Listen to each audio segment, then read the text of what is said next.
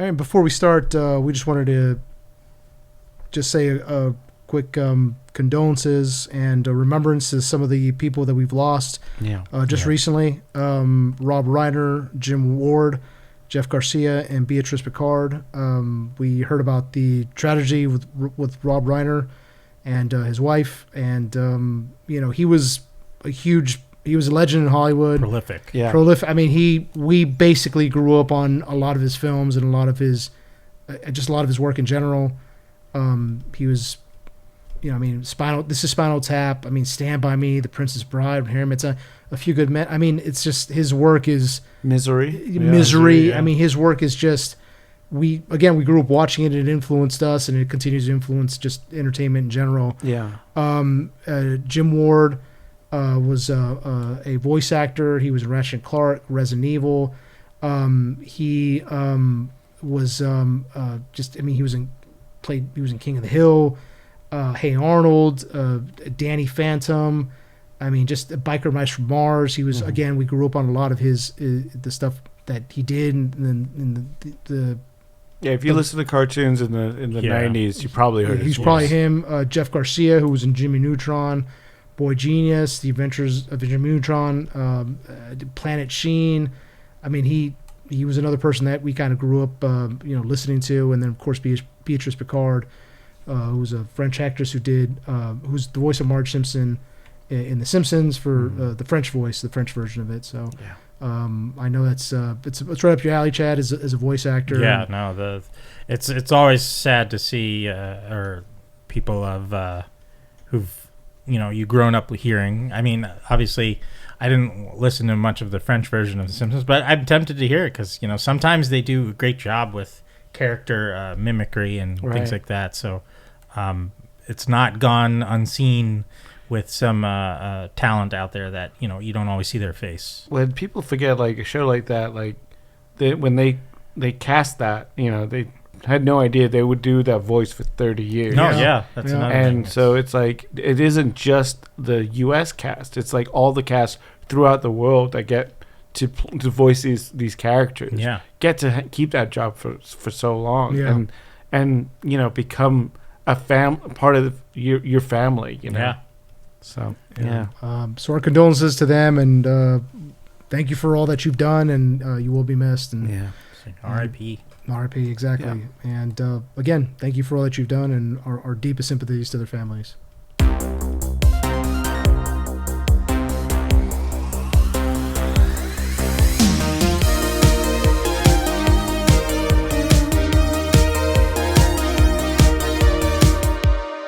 Welcome back to another episode of Enter the Nerdom. I'm here with co-host Stan Morrissey and Watson Bradshaw. Hey, everybody. And I am Santa Claus. Oh, Santa Claus. Well, no, I'm not, guys. I don't want to mislead the kids out there. I'm just I'm a helper. I got excited for a minute. Some would say I'm an elf on the shelf type of guy. I'd be like, Santa, you didn't bring presents to the hood when I was growing up. The barrio. Usually they have the addresses on the doors, but for some reason they moved them to the curb, and I'm high up here. How am I going to see those? I mean, those numbers on the door. I don't know. That's what that was. I don't know. That's what that was. I don't know. You didn't know they were scared to come out of neighborhoods when I was growing up. You didn't know the naughty and nice list was Genified, and it's like depending on the area. Yeah, I think that's what it was. Wow. Oh, so you're gonna go to nice neighborhoods, huh? I mean, they were red zones. You're afraid to get shot down. Gerrymandering of the naughty nice list. That makes sense. My wife was worried. Oh, she was like, "Don't go to that neck of town." I was like, "Okay," and that's why you wouldn't. Yeah, that's why I wouldn't. My wife, ball and chain. No, it makes sense. The neighborhoods where I grew up in, you could probably get shot down. Santa Claus. Well, there's always Rudolph. He gets a little. He catches him. Well, his red nose. He gets a little. He gets a little. Gets a little angry. A little too angry, a little too aggressive. Oh, makes sense. Yeah, they do have sharp antlers. Yeah, and I would get in trouble if he hurt anybody, so I had to keep him out. That makes sense. That makes sense. Yeah. You don't have insurance. Liability. Yeah. Does Santa have insurance? Do you think insurance? Yeah, I would hope. Yeah, sleigh insurance. Yeah. for fender benders and stuff like that. Yeah, exactly. Yeah, You never know. So it's a 741, 747. Yeah, so gotta, Crap. shoot. We should probably get on a different top. I don't know where this went. But we have seen a couple things that we want to talk about. Yeah. And speaking of the holiday season, we're having all our holiday movies coming out now, the big ones that have been coming out now. It's been a little, we've lagged on a little bit, but one of the major holiday movies that came out recently was Wicked 2. I have yet to see it, just been kind of busy. So sorry, but I mean, you guys saw it, right? Yeah. Wicked for good. Wicked for good. For good. Which is one of the most anticipated films, probably of the year. Yeah. What did you guys think about it? Then give me your synopsis. It's okay for spoilers, because I'm gonna see it eventually. Yeah, I mean, It's been out for a while. It's a good movie. Yeah. Not great. I think a lot of people kind of knew going in that, the if you see the stage play that the second act of the show is like it's the songs no one really cares about. There's no popular. There's like Defying Gravity is like the banger of the whole thing. Yeah. So when you go see this, it kind of like it's a lot of movie. And, they put a lot of story in there within the 2.5 hours. Yeah, around there. And because it's kind of like it ends the story from the first half of the show, but then they also throw in like all of the Wizard of Oz movie in there as well. Well, I felt actually I didn't get enough of the Wizard of Oz movie. It was more everything happening around the Wizard of Oz movie. Yeah. But I also felt it moved too quickly. Like I wanted more time with some moments. I was like, well, this should be expanded upon a little bit more. A lot of stuff just kind of happened. It's just like, oh, this happened and this happened, and oh, we planned this behind the scenes, and so I don't know. I've never seen the musical, so I went in. I already knew offhand that the witch survives being melted because everybody's talking about it, so it's hard to not be spoiled by that.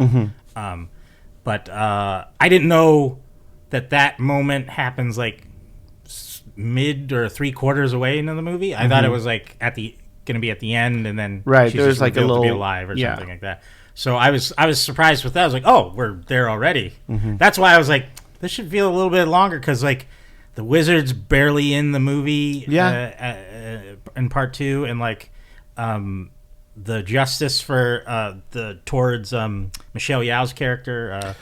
I was like, all right, it's very quick. It's very quick. Like, suddenly she's just taken away. Like she has powers too. You'd think she could fight back just because she's probably the big bad of the movie. Yeah, really, if you think pretty about much. it. Like she brings a house down. But I mean, like there was no one like she could have fended off anyone who came unless it was Elphaba. Like that's why I was like, I don't understand why is she just letting them take her away? Right. She could just be like, no, I'm ruler now.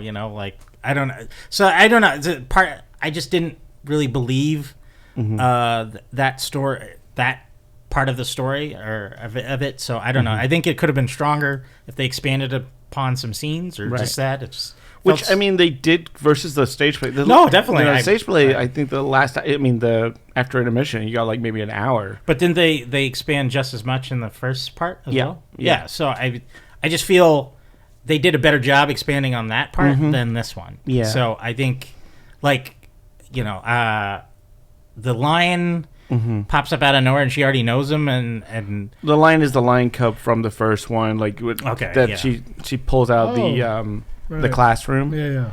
And then we have. But again, that forgot about that. So quick that like, and I didn't see the movie again before I saw this. So I was like, wait, when did she meet the lion? So I don't know. It just feel if anything, those should have been watched together, or they should have just made it all one movie and do whatever 4-hour whatever you needed to do. I guess. Yeah. Because otherwise, it just feels flat. And they filmed it back to back. Yeah. So I feel like they had a good flow probably filming it and then taking the time off in between the two. It does kind of like take you out of it a bit. Yeah. I didn't feel a connection to like I wanted the animals to be free and all that stuff, but I was like, all right, just do what you got to. Yeah, Like, in this one they do introduce an animal underground railroad section, and then it just kind of like they have a song, and that song where Elphaba has to the animals is a new song. It's not in the musical. Oh, okay. Where it's there's no place like home is the song. Yeah. And she's talking about trying to tell the animals to stay in Oz because they're trying to escape to like the. They're like, there's no place for us here anymore. Yeah, it's not safe. and she's like, no, there's no place like home. So I like that song. It's a nice little, it was okay. Yeah. And then the song that Glenda has with the Girl in the Bubble song, I think. Oh, yeah. That's a new song That's as a new well. one. So they added a few new tracks and stuff, and I'm sure come Oscar season they'll probably get nominated for that because they couldn't nominate Defy Gravity or anything because it was part of an already existing property because they were already exist on stage. Yeah. Okay. Yeah, Academy Awards have weird rules. Did it get about nominated songs. one for the previous year? Like one of the other songs? No, Oh, really? because they were They're on original, stage already. yeah. Yeah, Oh. they're not original for the Yeah. motion picture. Oh, okay. But the new songs can technically get nominated. I see. So. Right. And they probably will win something. Yeah. you know. Are the songs pretty good or? Not like yet again, Yeah. not as strong. Yeah. I mean, like, yeah, you don't have that belting that Elphaba Yeah. has in the first one, especially with Defying Gravity. And I don't know, it just felt like they weren't reaching any notes that really Yeah. inspiring or... Yeah, and like you go see the show. If you go see it on stage, you don't kind of miss that dip because you're not waiting a year to see that second act. You're like, oh yeah, Defying Gravity, and then there's a few more songs, then you're out of there, right? Kind of thing. I'll tell you what, I'm not going to see the musical because Wizard of Oz, the original story, is how it goes. She's evil. She's an evil lady. She's No, just misunderstood. Yeah, no misunderstanding there. She flies on a broom. She wants to kill a dog. This Yeah. is definitely the most successful fan fiction ever. Oh for yeah. Sure. Yeah. Oh yeah, absolutely. yeah. It's how it kind of came about. Yeah. So, and it's very different than the book, which Yeah. is funny Yeah. because the book is a lot darker and stuff Right. like that. So, Yeah. so yeah, I'd say, I mean, like you said, like I'd watch it back to back. I think if you watched it back to back with the first it might one, land a bit better. yeah, you can do that on like a holiday. I did want a magic fight between Elphaba and Michelle Yeoh's. Yeah, I was like, I come thought on, that's guys. kind of where they were going when they said She they were killed gonna, her sister. Yeah. Like, what the hell's going When on? they said like it's going to be a 2.5 hour movie, I did expect like more of a comeuppance. The Michelle Yeoh's she She set up a controls trap weather. for Elphaba. She causes the tornado that initially brings Dorothy. Yeah, I here. remember that part. And the house lands on her sister Right. and kills her. Yeah. And it intentionally done to. I don't even remember Madame Morble having magic powers. In the first one, you see her move stuff Yeah. around. She's got all very at the little school. magic. yeah. But she's more powerful than she lets off. She's Okay. like- Yeah. But that's why I'm just like, Yeah. why? That's why at the end I was like, why? She just kind of gets arrested. She's like, oh no, and the flying monkeys take her away That's to it, prison. yeah. I'm like, okay. Well, I mean, I think they announced they are still planning to make another one. Oh, Really? jeez. Yeah, there's already talks of a movie for With the their- same cast? probably. How's yeah. that going to work? They give them a lot of money and they come Well, back. yeah, and that's they- true. And But because Well, none of the characters die. that's true. Yeah, but that's but Well, also- she goes off and She does. lives her life. Yeah. Also- doesn't say she can't come back. That's true. that That's the Munchkin guy is trapped as a Tin Man. Like Yes. you're not going to solve that. Like that's Yeah. He gets like really fucked up Yeah. as the Tin Man too. and and her love the I forget his name turns into the Scarecrow. The Scarecrow. Yeah. And I'm like. Yeah. I remember that. From the I was like, musical. that's cool that he's fine with not having skin, But, Yeah. but I Well, was like, she basically wishes for him to because be he's harmed. getting tortured on Yeah. tortured, and Right, she doesn't right. want him to feel pain. Mm-hmm. But in doing so, it turns him into a scarecrow. Yeah, I remember I'm that like, part. Yeah. I kind of be a little cross. Like, I would have rather died. I'm just, Now you're just living as a like scarecrow. Yeah. because he can't Yeah. die, so he's Right, got to right. live forever as a strawman. I was like, Yeah, Yeah, that's pretty She shitty, likes that corn on the cob. You know what I'm saying? yeah. I mean, if it's He did, yeah, I mean, there's nothing down there anymore. It's just straw. So yeah, that sounds pretty terrible, man. what, they- is that where the term grabbing straws comes from? Boom, boom, boom. Shh. Good night, everybody. Good night. We'll be here every week for 2 weeks.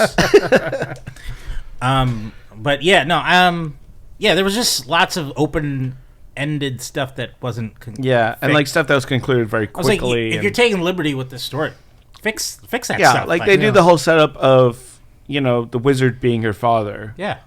they set it up in the first movie with a little bottle, and then Which I completely forgot about the bottle. And I was like, what is this Han Solo's dice? Yeah, kinda. I was like, okay.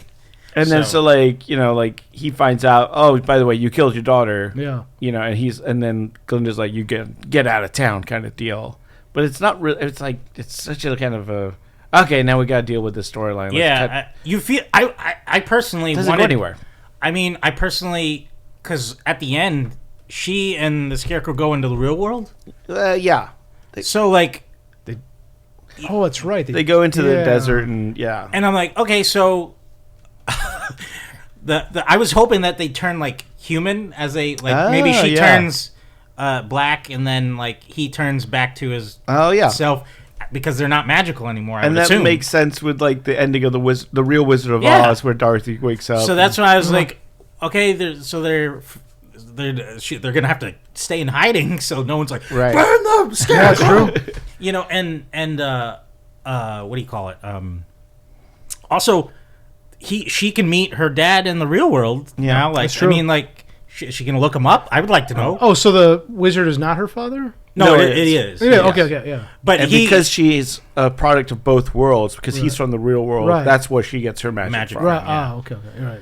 So I guess since she's of both, she can keep. Yeah. But like, I think I don't know. Yeah. Well, in the books, I mean, there's Wicked 2, the book and stuff, and she does have a son. Oh. Because she does have one night of little Is hanky panky. he green too? Yeah, he's got like a greenish hue. Hulk smash. Yeah. Just so like if they do a sequel movie, they could kind of go with that storyline if they wanted to. Okay. It'll be I'm blanking on the actor's name. Who plays the Hulk now? Ruffalo. It's Mark Ruffalo. Oh, yeah, there you go. So hey guys, it's my mom. She's got the she's Elphaba. She's Elphaba, and my granddad was the Wizard of Oz. It's a terrible impression. Ruffalo's a hard one to do. Yeah, he is because he's got a distinctive voice. This weird. Yeah, I talk it out of the side of my mouth. It's like an Eastern, like Eastern seaboard kind of. I don't know. Yeah, it's kind of weird. I'm not really sure. Watch me in Spotlight. Or is it Doubt? I forget which one it is. He's Spotlight. Yeah, Spotlight. He's Spotlight. Yeah. He's great in Zodiac as well. He's he's great in Zodiac. It's so good. Blue Brothers, not Blues Brothers. Blues Brothers 2000. No, something Brothers. It was Brothers Bloom. Brothers Bloom. That's a good movie. That's what it is. Yeah. It was him and Adrian Brody. It's a caper movie. It's a con man. A little con man action. Oh, Who directed that one? Yeah, that's the one good. But yeah, no. Well, I'll say this: if there's a 3, I'll give it a shot. Yeah. Okay. But this time, it's no music. They should do no music. And just think give me a it's full gotta be story. musical. I think it's the number one movie of the year. Really? In terms of grossing, It Wicked is currently at one. Its budget was 150. Current box office currently at 472. When I think Jurassic Park did more than that though. When I went, it wasn't that full. But I was like, it was weeks after. I think Minecraft might be number 1. Sorry, Minecraft movie. I think was the number 1 and then Wicked might be 2. Jurassic Park. Wicked Part 1 or Wicked Part 2? Part 2. Part 2. Oh, yeah. Really? Yeah, Rebirth is at 868 for gross, but I mean the budget is higher. It's 225. Yeah. So but you I mean do in a terms little of gross, adjustment. Yeah, and you said Minecraft. But yeah, they were saying that Jonathan Bailey, he's in like the biggest box office grossing movies of the year, like as an actor. Oh no, yeah. Like he's killing it this year. Yeah, Minecraft movie blew it away, 150, which is nothing. It's 958 now, nearly $1 billion. It's funny. Did Minecraft come out at the start of the new year? In March. So pretty much the beginning, April. And then Jack Black has something at the end of the new year too. Oh yeah, Anaconda. That's right. Good for him. Which I love. He's doing interviews for now, and him and Paul Rudd are wearing the same matching outfits. That's funny. Which he did with Jason Momoa for Minecraft as well. Really? Yeah, That's they had great. little knit suits that they were walking around. I'm like, he's got his thing. All right, you go do it, Jack Black. Yeah, good for him. Yeah, good for him. But Wicked 2, you guys recommend it? If you're a fan, I don't think you need to see it. Yeah. If you like the first one, I think you could just like the first one. You know, Yeah. if you want, if you're curious about finishing a storyline, though, I think it's very well done. It's well told. I just don't think it's as strong as the first movie. I will say though, the cinematography and the CG was great. It was, yes, it was good. very Yeah, good. agreed. Very Awesome. Good. But yeah, so same feelings though. Yeah. Otherwise. Yeah, and then like Coleman Domingo was the voice of the lion, and he had like 2 lines. So I was like, Really? Yeah, Oh, that was him? Yeah. Oh, I didn't even know. But yeah, no, that's one thing I would have loved to see. Like, I would love to see who's playing Dorothy, like her face, because you never see her face. I think that was a smart choice, though, because No, I mean, she's wearing the traditional Dorothy outfit from the first movie and stuff. So but I would like love the to Judy see Garland a look. new aspect of what she thinks is going on. Well, I heard Yeah. they did she's that being for, lied to. I heard they did that for a reason, though. It's so that that actress wouldn't take the Flack of you're not Dorothy. not just the flag, but also just the, I guess, pull away pull from focus pull away. from the two I guess that's from true. Cynthia and Ariana. Is what I heard. I read that somewhere. Oh. I don't know if that's true or She not. has not but- one line, so Well, like Really? even yeah, Oh. Dorothy doesn't have a line. we don't even see much of, like, other than the one other scene with the Tin Man and like the Scarecrow. You don't really see them interact with Dorothy at all. Yeah. Like, you just see them walking away Right. down the road, and that's it. And So the I'm Tin Man, that one scene where the Tin Man's like, I want to kill her. Yeah. And you're like, Jesus, I was like, oh my god. super intense. I was like, It's pretty terrifying to see Tin Man coming at you because he's got the axe. Yeah, Oh, yeah. And he's made of metal. He's basically a knight coming at you with an Yeah, axe. his like the creation of Tin Man scene is that pretty good. was pretty creative. I was like, Yeah. oh, okay, that's cool. But no oil. Come on, Come on. guys. I got to see him oil those joints. Yeah. Because you rust up. Yeah, Yeah, because I agree. he's gonna rust up. Yep. Also, yeah. Though, sorry, one more thing. No, That yeah. bugged- one more thing that freaking bugged me Oh, yeah? was the amount of time that he turned into that Scarecrow, and she was mourning. Like, he would have had to been Dorothy just down the road. Time walking, is weird in this film, and I was yeah, like, for sure. because Dorothy's meets the Scarecrow first out of the three Right. of them, and like he only just turned into that after she went down the road. So like, So he's already like mounted and shit? yeah. Oh, yeah. Well, no, like, he would just have been mounted Right. and just turned. Right. So like, but they would have had to walk past Dorothy to place him on the post that he's Oh, on. I see. And that's what bugged me. I was like, no, that's not how that works. Because she'd have to do a loop. But it's one road. It's one brick Yeah. road. That's true. Doesn't make sense. Get it together, Wicked. They had to do a lot of editing. No, I'm sure. They originally cast Diddy as the Tin Man, but the oil budget was Jeez. It's just too astronomical. ridiculous, and they had to do some reshoots. Astronomical. They're like, why do you We need can't turn baby oil 50 black, gallons? dude. It's impossible. Use food coloring. Wicked for Good. Check it out. We also just finished up. Watson went to go see another blockbuster for the holidays, Zootopia 2. Yeah, I Um, took the kiddo to yeah. Zootopia 2. You haven't seen it yet, Chad, right? No, Okay. I haven't even seen the first one yet. Oh yeah. I still gotta do it. It's actually pretty good. Yeah, It's good. I've heard good I'm things. not Yeah. uninterested, but I just No, haven't, yeah. But yeah, it's. What do you think? I loved it. I thought it was Yeah? great. Did you see it with your kid? I did. I took the kiddo, and he loved it. I mean, it's a packed house. Really? Yeah, that yeah. movie's killing right now. It's Yeah, making a I'm lot of happy, money. But, it's set like a week after the events of the first one. So you've got, Judy Hopps and Judy Nick Hopps. Wilde, who, are a new. Fine. Judy. Like, that was. Jesus, 1.1 billion. Yeah, it's huge. Dude, and the budget's nothing. 150. I will say it's probably because of the marketing for that thing. Well, yeah. Oh yeah, exactly. I was like, Jesus Christ. Man. Yeah, it came at Thanksgiving, so it just Yeah. destroyed. But Jesus. yeah, they're a newly teamed up, partnership as cops, and they're still kind of under the gun because she's the first bunny cop in the town, and no one really trusts him because he was like a con man basically before that. So she's got a real I've got to prove myself, and he's just kind of like, no, let's just let's take it easy a little bit.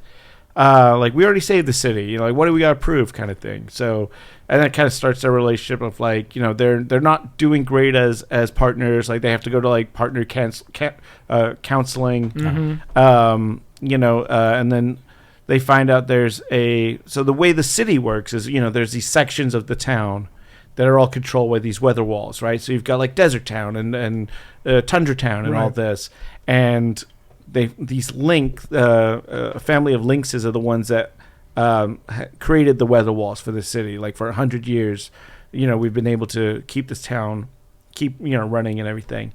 And you find out the town it's all mammals that are in there because reptiles aren't allowed in Zootopia. There was an attack 100 years ago where a snake attacked a turtle, and so reptiles are not allowed in Zootopia. So were the weather walls up in the first movie?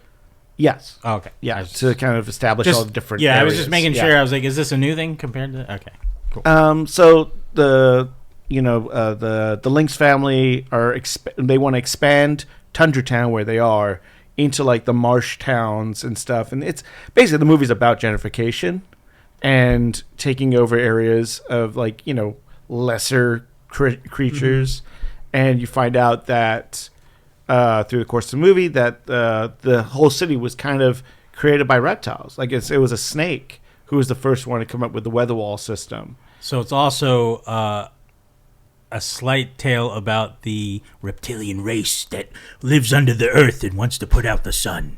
Exactly. It's true. It's a true. It's all true. It's actually, this is what this entire podcast has been about. Yeah. Conspiracy people, the reptilian Now that people. you were big enough fans, welcome to the Reptilian Podcast.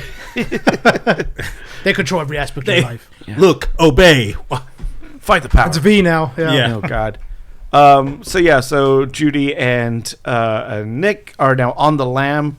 They're on the run because people think that they are in league with the snake, and they're trying to prove that the snake and his family actually do belong in this city. That there was a reptilian neighborhood that Tundra Town just kind of took over and covered in snow, and Gentrification. Yeah, absolutely. So technically, they were like the Native Americans. Exactly. Okay. And so the snakes, they're just like, look, I just want to try and find my ancestral home to prove that, like, we have the original patent for the wall. Oh wow! Like to prove that we do belong here, and my family could come here. That's the snake that's in the. Yeah. I thought he was. For some reason, I thought he was the villain. See? Well, the marketing's really well done. Yeah. Where you think like, oh, this evil snake, and he's right, like, because it's snake and Yeah. it's just. You think of Jungle Book, you're like, it's. but Khan. it's the voice of Ki-Hu Kwan. yes, who's he's got this soft, great energy, and he really does kind of like have a lot of heart, Yeah. Yeah. and there's not much you can do with a snake, because but he's very funny and A lot of hissing. yeah, and just like brings a real charm. So I mean, it's a fun movie. It's not nothing too great, but like much like the first one deals a lot with like race relations. Right. I know. I remember seeing that one going, oh shit! Like this one's all about like like predators versus prey, kind of thing. Yeah. And then this is now about like indigenous peoples and how people do take over. The people take over areas and kind of claim and rewrite history. Who Right. writes history? The victors. So, yeah, exactly. So it does deal with a lot. I think Disney did a great job with it, and it wasn't just a quick cash grab, which it could have been. Okay. Because the first one was such a big hit, they could have pumped out anything with it. Was there a lot of low-hanging fruit jokes though, like potty jokes or No, Fart not jokes, really. which I have nothing against. I Yeah. love a Yeah, good yeah, fart. yeah. Yeah. Love a good fart. There's some good farts. I'll give you that. My Okay. kid loves a good fart Good joke farts, too. okay. So they go through like the marshland where most of the amphibious life live, and of course Mainly, I'm in a way asking like the comedy to drama ratio. Is it? it's good. It's Is a it, well, it's a is good it is even it keel. slightly more dramatic than comedic? Like, there's not as many jokes, like one after another. Yeah, you know? Yeah. yeah. It's different than like a DreamWorks or Okay. you go see a Minions movie or Yeah. something. Like it's got a lot more heart. Okay. So That's yeah, cool. I recommend it. Do you like it more than the first one? No, I like the first one a lot more. Okay. But my kid liked this one a lot. He loves that snake. He wants to go see it again. Really? Yeah. All right. Good. Okay. Are you going to see it in 4DX? Yeah. 'Cause, yeah. It is playing in 40X. Really? Yeah. Why don't you I take was your kid to joking. it? No, it is. I, Yeah. mean, I didn't know that either. That might be a little too intense for my kid, but Really? Has he there's gone like- to 40X yet? No, not yet. Not yet. But there was one bit where like they go into like a sunken, like a ship that's kind of like half sunken in, and to find where these like hidden reptiles are basically hanging out, and they go in and there's like portholes as they go into the water, and this like large like these hippos or cops are after them, like comes right out the porthole, and my kid jumped out of his seat, like he was just like it freaked him out. He was Really? like ah. So there's a few little jump scares in there. Okay, that's awesome. Nice. Yeah, so you would recommend it to people? I to would see it? definitely recommend. it. Awesome. yeah. Cool, man. Yeah, it's like seems interesting. I really enjoyed the first one. I was surprised at how much I enjoyed the first Yeah. one. I didn't think I was gonna like it as much as I did, and I found it really funny. The characters were really engaging, and I and there's wanted to see some this good one too, like yeah. cameo voice Oh, really? Yeah. acting there. Yeah.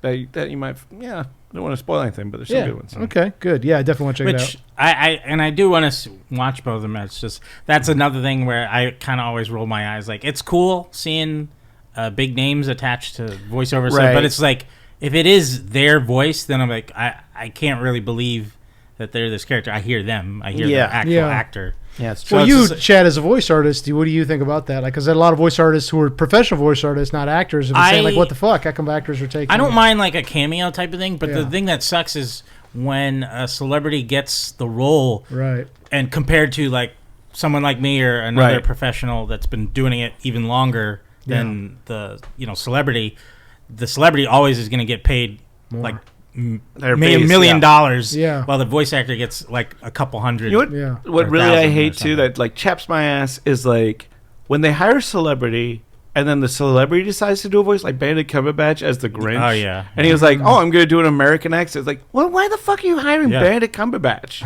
Exactly. If anything, Benedict Cumberbatch should have been the narrator of the Grinch. Right. Right. But he right, was right, like, right. I'm going to do it in my American Yeah. accent. Doing the Thor, Rave, what was his name? Who did the narrator of the Grinch? Anthony Hopkins? No, the original one from the cartoon. Oh, I forget his name, but yeah, the original. right. You have that deep belly, and I was Oh, like, yeah. that's Benedict Cumberbatch. That would have been good. That would have Good been good. Yeah, you're voice. right. But like, yeah, it just sucks. Like, because in the first, I didn't see the first one, Zootopia, but I know Maurice LaMarche played like the mob boss possum. Oh, guy. yeah. He's back in this one. Yeah, and like I'm sure he didn't get as much as like Probably not. one of the bigger names on it. So Yeah.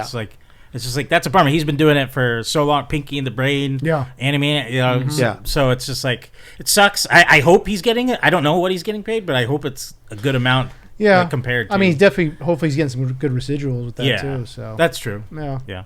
Well, yeah. I mean, I want to go check it out. I'm excited for Yeah, it. because, a 5-year-old kid, 6-year-old kid, they don't give a shit. Yeah, what no, they I- need. Just like when we were growing up. When we're I like, was whatever. a kid, I Yeah. didn't know. I mean, I could probably hear Right. some things, but like I wouldn't know who it was Right. and stuff like that. So, and then watching it now, I was like, oh, that was so and so. Yeah, exactly. So yeah, a kid wouldn't know, but like me, and also me being in the industry, that also Right. just sucks to see. But Yeah. it's like they're still good movies, that's good. But also, it's like I wish they would, open it up more for the actual people who are doing Absolutely. it all the time. Yeah. Yeah.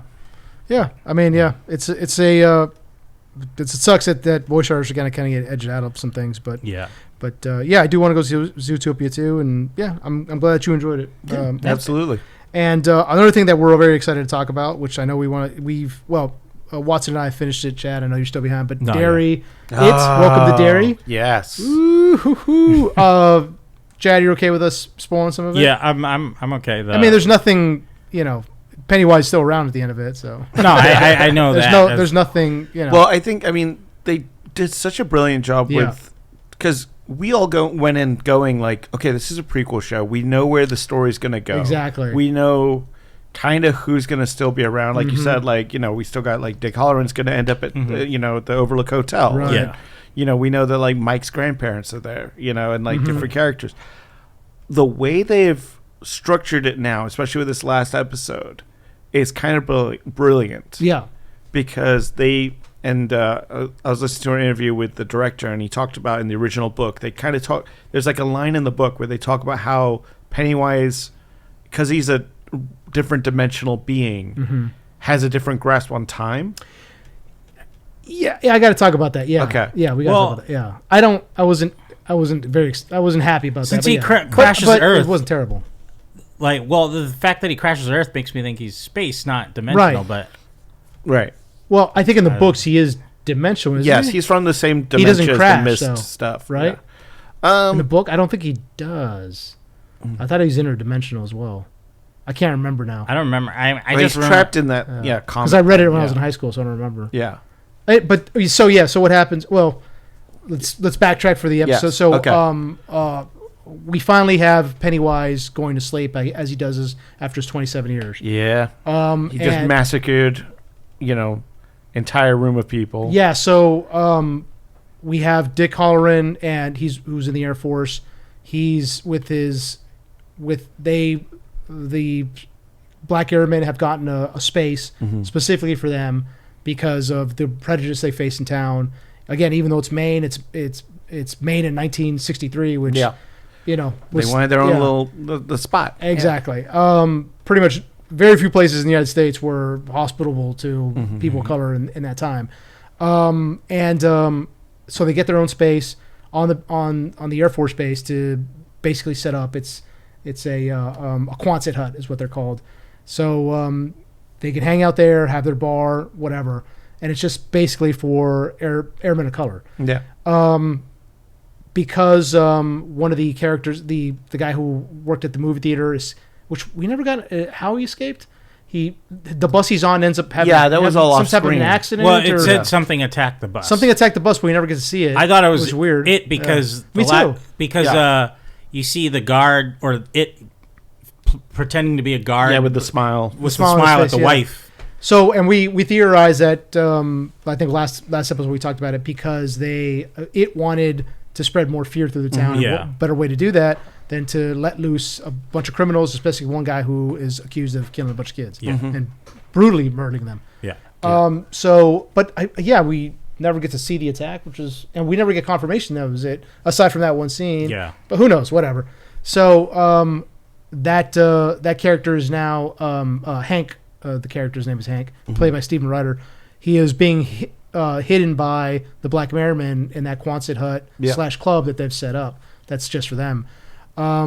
We find the local sheriff finds out, and he also wants revenge, so he leads a group of white men to attack the club. They go in there with the guns, say, give him up, like he's not going anywhere. The airmen pull their own guns. Say, okay, hey, we don't want any bloodshed. It's all good. The sheriff and his men back off. Vigilantes, really. They're vigilantes at the point. They they're back a mob. off. Yeah. They're a mob, yeah. They seal the front doors in and then throw Molotov cocktails in, start burning the place up, and it's just a massacre of this group of people that's just hanging in there, just having a good time. A lot of airmen. They're firing through the windows. The mob, the vigilante mob is firing through the windows, hitting a lot of people.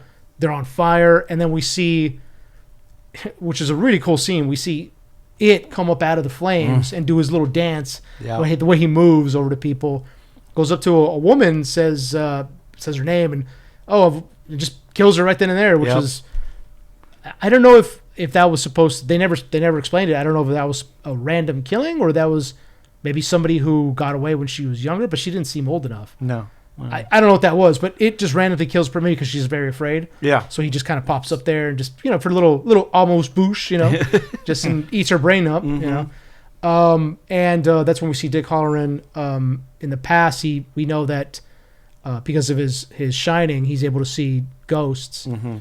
And he's asked, "Can you speak to them?" He says, "No. As long as I don't acknowledge them, they just keep on going their own way. And if I do speak to them, they never stop talking. Yeah. They just, and I guess it turns into somewhat of a beacon, like a homing beacon for other ghosts that just mob him and constantly Very like talk him. Danny. Exactly, yeah. And so previously we talked about how Pennywise had gone into his brain, because he can go into Pennywise's brain, but vice versa, Pennywise can go into his. He finds a box. He's like, "Oh, let's see what's in here," and he opens it up and he releases all those spirits that have been kind of around. That, I guess the ability more to not acknowledge them, right? Yeah, or not see them. I should. Yeah. It's more of that. He starts seeing spirits. He's still like a psychic wall, or something. Exactly. Yeah, something like that. So in the Quonset hut, the club that's on fire, he sees the Native American leader, chief, who we saw in previous episodes, and he acknowledges her, and she turns to him and he says, show me where the kids are at. Yeah. And show me out, and I'll get the kids out. There's a lot of Richie, I think is Richie and Marge end up getting separated as this entire building is the other kids get out, and then there's a support beam comes down. Yeah, support beam comes down, separates them. Are stuck in. Dick Halloran gets some of the kids out.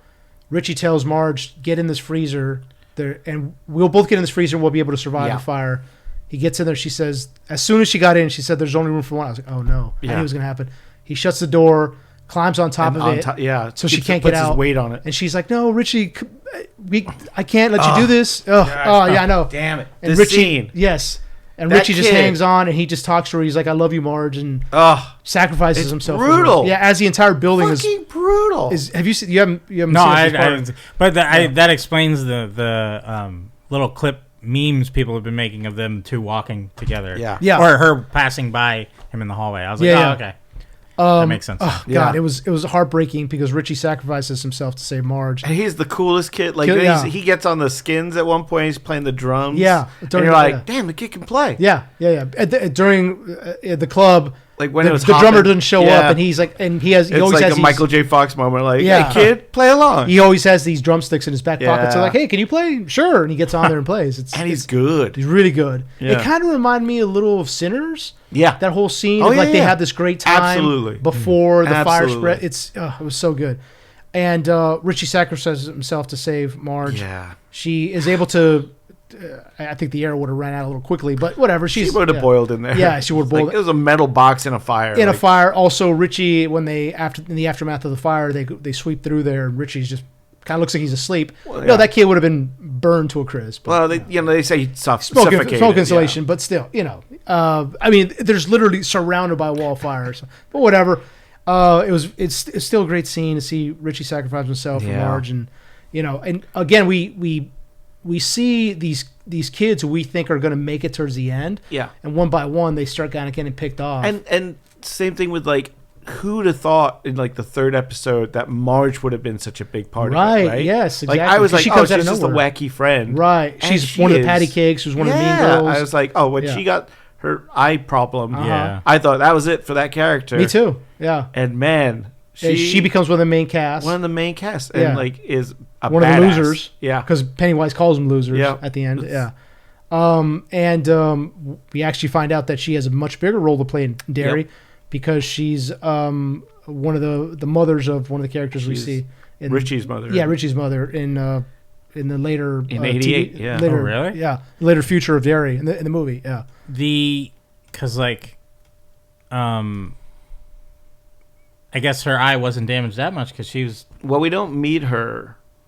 You see his. Oh, We mom. never see his No, mother. we do see Wait. Ed's mom. Oh, It's sorry, Ed's I was mom. mixing up the. Okay, Yeah, never Yeah, mind. no, I did the same thing too. Okay. But yeah, no, they say her name is Maggie Dozier. Richie Dozier is in the future. Ben. Dozier, Who played Richie? Finn Lockhart.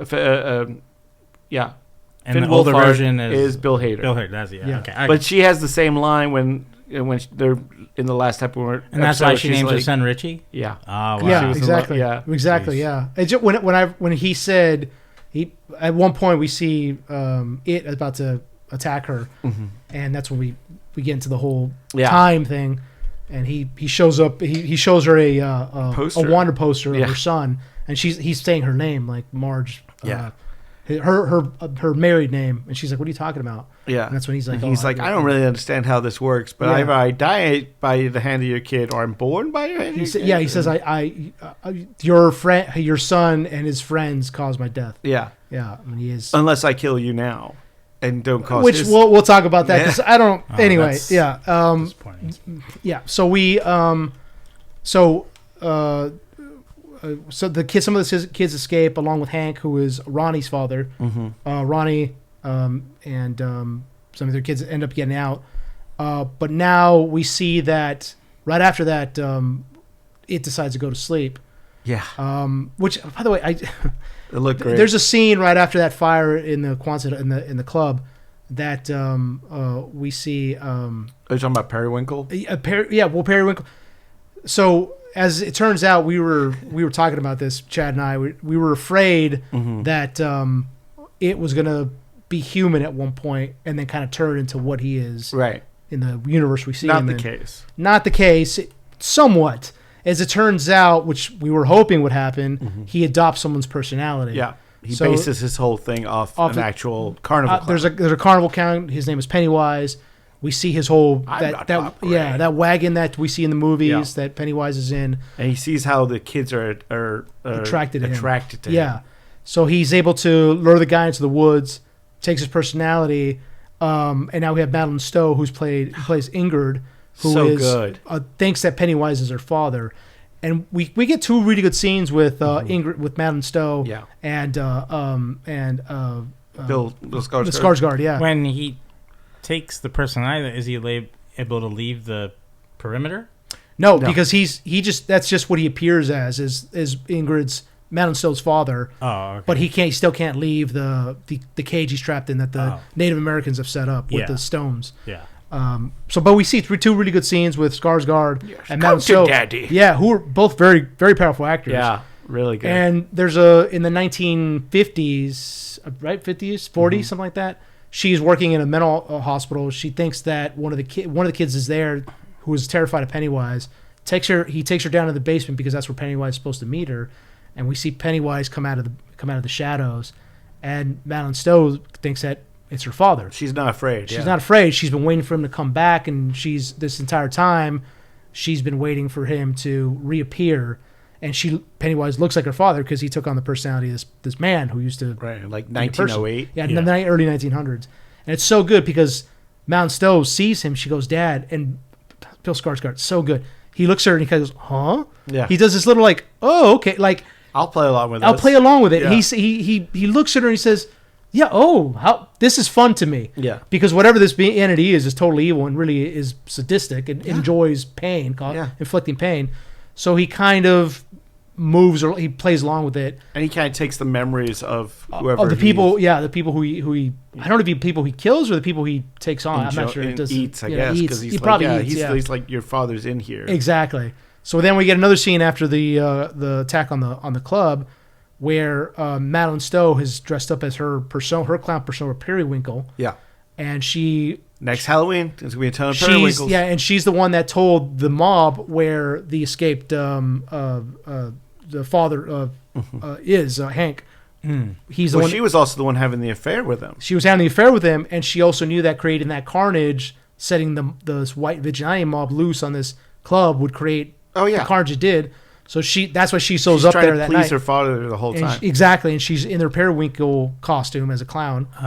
Shows up and then one of the guys ends up getting left behind, one of the vigilante mobs. And it's so great how Pennywise shows up, takes him out, decapitates him completely, and then starts eating his head. Yeah. And then time to go to bed. Madeline still shows up. She's like, "Dad." And he's just so funny because he's just like, "Oh yeah, show me the dance." Yeah. He says to her, and she shows him the dance that she was working on as a kid for their performance because they're a mother-daughter,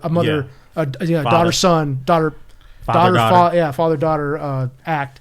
And so she dances, and he just does a little clap. Yeah. Just and then he's like, "I'm ready to go to bed." Yeah. And she just like gets mad at him, like, "Don't go away again," like because he's like, "I'll see you in 26 years," and she's like, "Don't go. You're not, don't leave me." Mm-hmm. And you see the look on his face of like, I'm kind of done with this. Yeah, you're boring me. Yeah, exactly. Yeah. So he gives her the old deadlights. Right, and she realized like, "You're not my father." And he says, "Yeah," and I can feel him inside. He reaching out for my little girl. Yeah. And that's when his food. Yeah, and that's when he gives her the deadlights. That's the last time we see her, I think. Well, no, we see her at the end. That's right. The last episode. That's right. Yeah. And she's in chapter 2 as well. So finally, Periwinkle, it goes to sleep.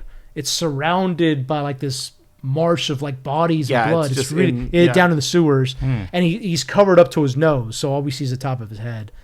So the military, of course, now we find out what the military is like. What the Air Force's real plan is not to use it against enemy combatants.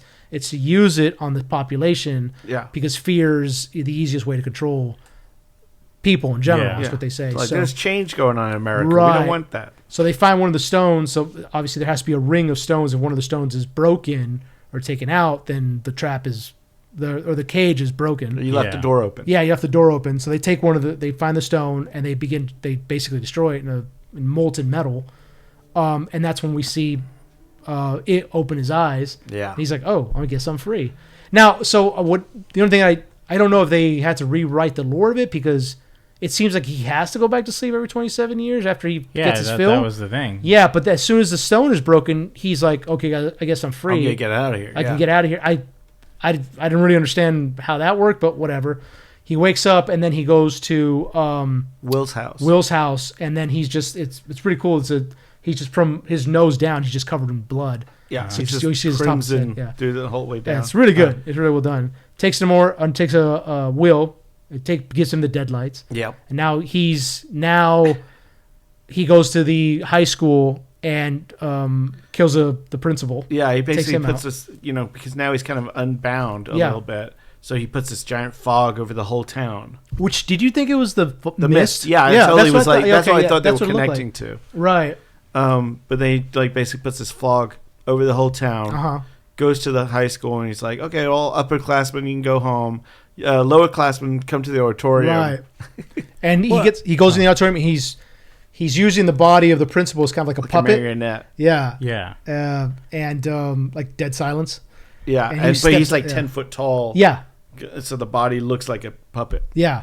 Well, I mean, it's because the Lord's he's always went after kids, but if he's killing adults too, I don't understand. Yeah, well, that's what I'm saying. This skews a little in. It seems like it was confusing because the girl he kills in the club, I was like, who's that? It's just some random girl. Yeah. I guess she just happened to be in the area. He just wanted this little snack, I guess. I don't know. And then he kills one of the vigilante members who was like in his 70s.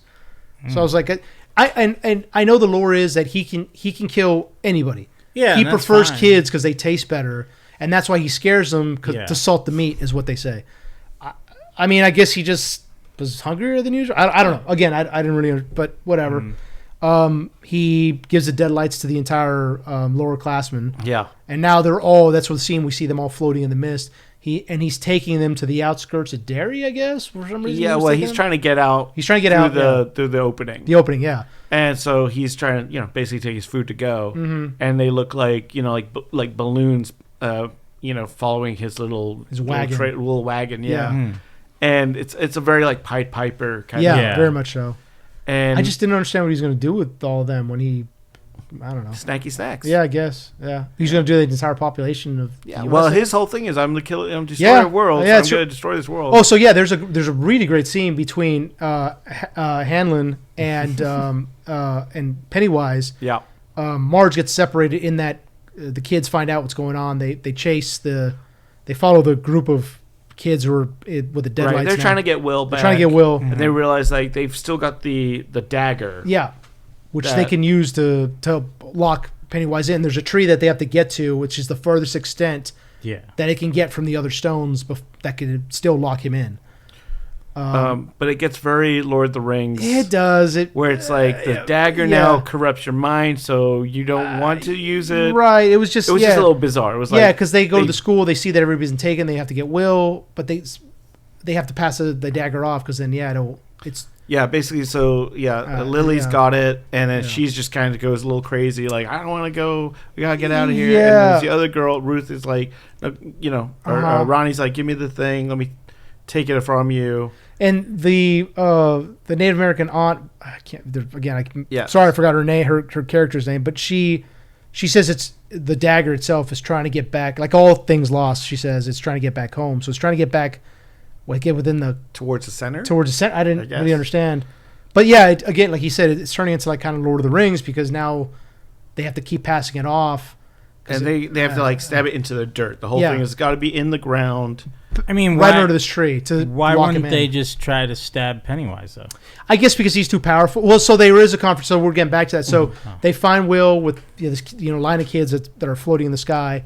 Pennywise realizes they're out there. Yeah. They have the dagger. He approaches them and they hold it out. Yeah. But he just runs off. I mean, he's very fast. And it's Yeah. like Yeah, in so a that's probably why they couldn't fog do it. bank, basically. Yeah, there's a huge fall bank. on You a, can only- on an iced lake. Right. They can only see maybe 10 feet in front of him. He takes off and then he starts doing the darting thing Yeah. in and out of the. Yeah. And he pulls Marge. Yeah, he like extends his arm out. Yeah. And So grabs that's why it. I guess that's why they wouldn't. yeah. They'd have to get very close, but it'd be very difficult to do that. Yeah. Marge is now separated. And that's when he tells her, "You're Richie's mother, Yeah. and your son and his friends will be the death of me." And that's when he says, "I don't really know how this works. I can see pretty much everything in the He's past." kind of and like the Dr. future." Manhattan. Yeah, he's experiencing all of Yeah. time. I mean, what do you think about that? I think it's a smart thing for this show. I see what. Because Yeah, I know what they're trying to do. They're yeah. trying to set up other seasons. Exactly. They've already announced Yeah. season 2 and 3. Really? Yeah.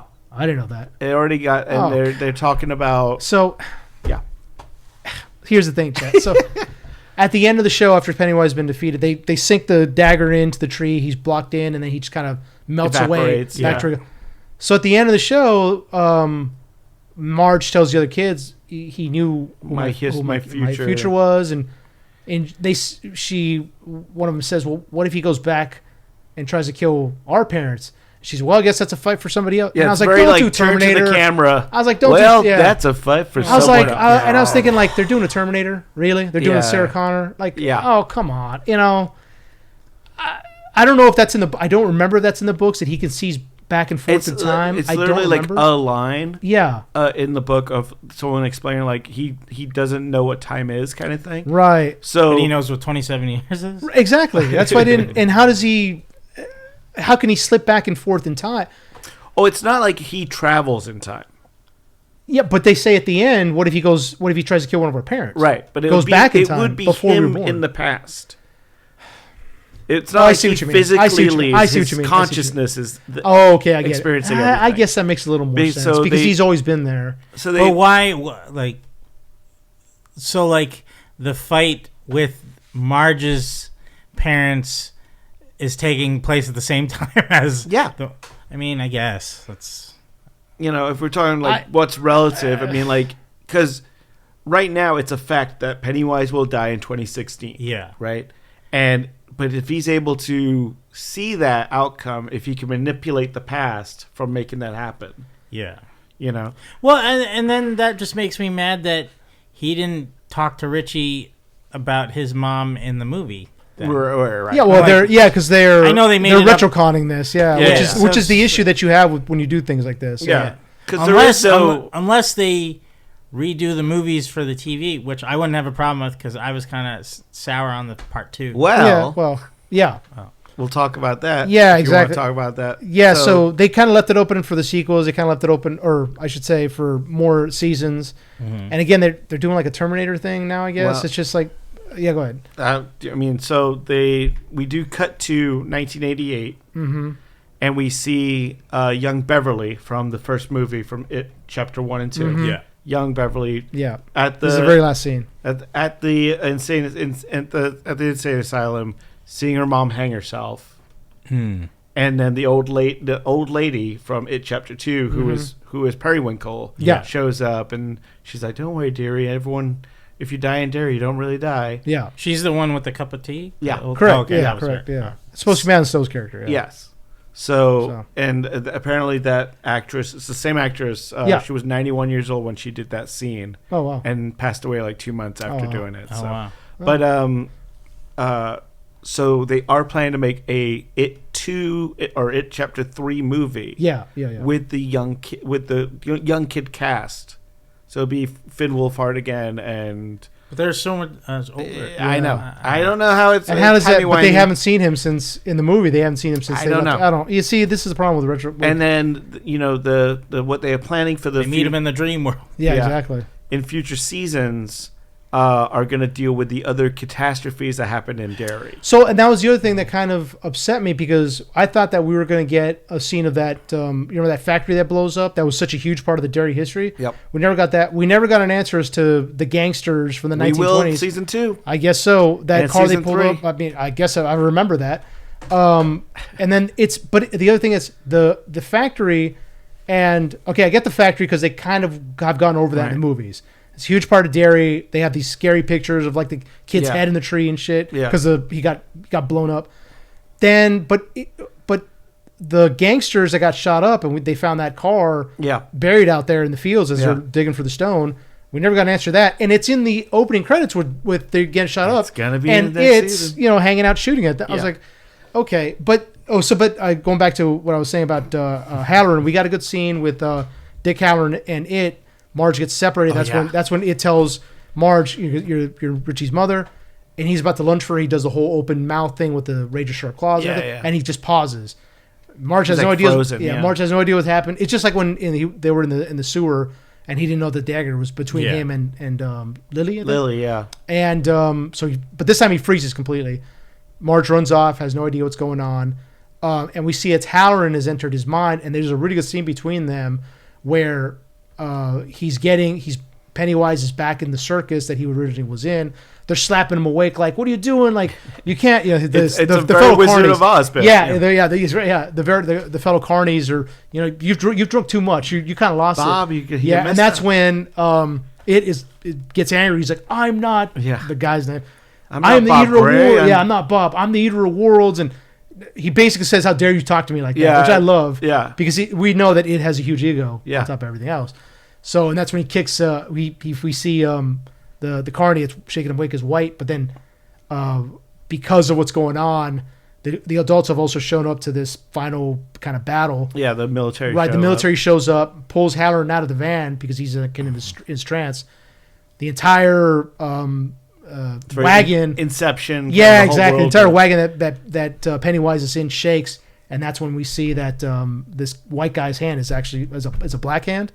And that's when Pennywise realizes, tricky dick. Yeah. And that's when he kicks him out. He's like, I'm not Kind Bob. of impressed. Yeah, it's really good. It's really well done.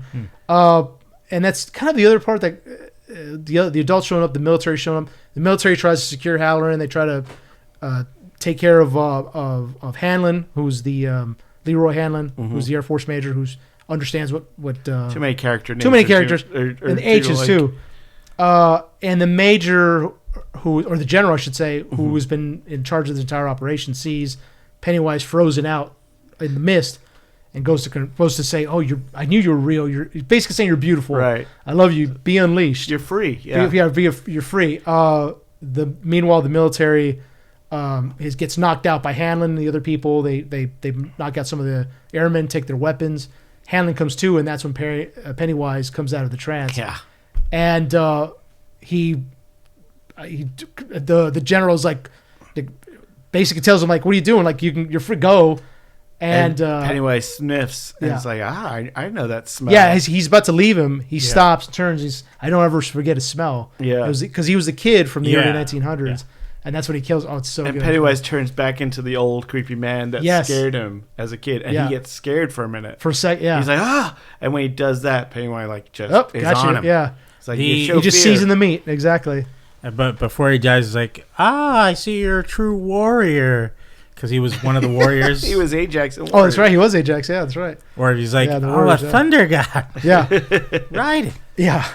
And that actor's really good in this as well. Yeah, he's good. Love that Yeah, guy. he loved him as Ajax in Warriors.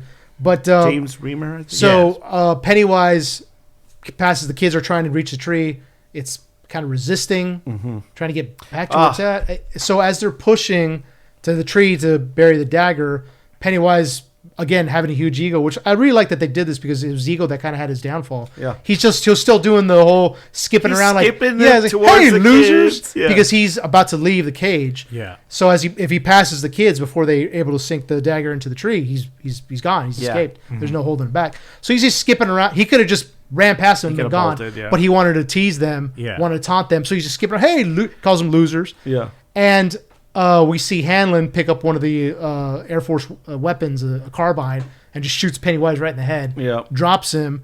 This is the only thing that pissed me off about this scene, because like all the other adults have weapons, Right. and it's only Hanlon that's shooting at him. Like, everybody, open up! Like, shoot! He's right there. Shoot him! Like, it's not going to kill him. Yeah, it's not going to kill him. Like, he takes Pennywise's head off, like, completely. Yeah. But Pennywise is able to obviously grow it back. Yeah. Yeah, so bullets will slow him down. They're not going to kill him, but they're going to slow him down, obviously. Yeah. So Terminator. Exactly. Yeah. So they get to the tree. As they get to the tree, that's when Pennywise realizes, okay, now it's no more fucking around. Yeah. They're about to stop me. He turns into this kind of vulture, Pterodactyl looking thing, and it turns into very Lord of the Rings. As he's bearing down on them, they're right there at the tree trying to sink it in. It's a Balrog. Like, you shut up. Exactly. And then we see, Dick Hanlon looks over, and there's the ghost of the Native American has brought someone with her. Yeah. And it's the ghost of Rich, the little kid. Yeah. Comes running to help his friends, and as he's passing Pennywise, he flips him off. Yeah. It's and so then, good. And like you see Pennywise like, ah! Yeah, because his then head is still kind of blown off. Yeah. And then he like uses his little ghost hands and puts it on the dagger. Yeah, so they and all helps. I was also hoping that they had the other kids too, the ones that it's died. connected to That's what I was ghosts as hoping. well. Yeah. Exactly. Yeah, I was hoping we'd see the other kids that also pass, including the kid from the beginning. I was because that'd be good. Pennywise killed him. Like, Yeah. These are all the kids getting their revenge on him. Yeah. So I was hoping we get that. Like a little black Wouldn't he phone have? moment. I mean, I don't know how it works, but wouldn't he have their souls? So he doesn't. I don't think he has her. He just eats Well, them. Richie didn't die. Yeah. Oh, by him. Yeah, That's that true. makes That sense. could be it. fire. That could be So, it. that That makes could be it. sense. Yeah. Okay. That's why they maybe Yeah. weren't able to come back. That's true.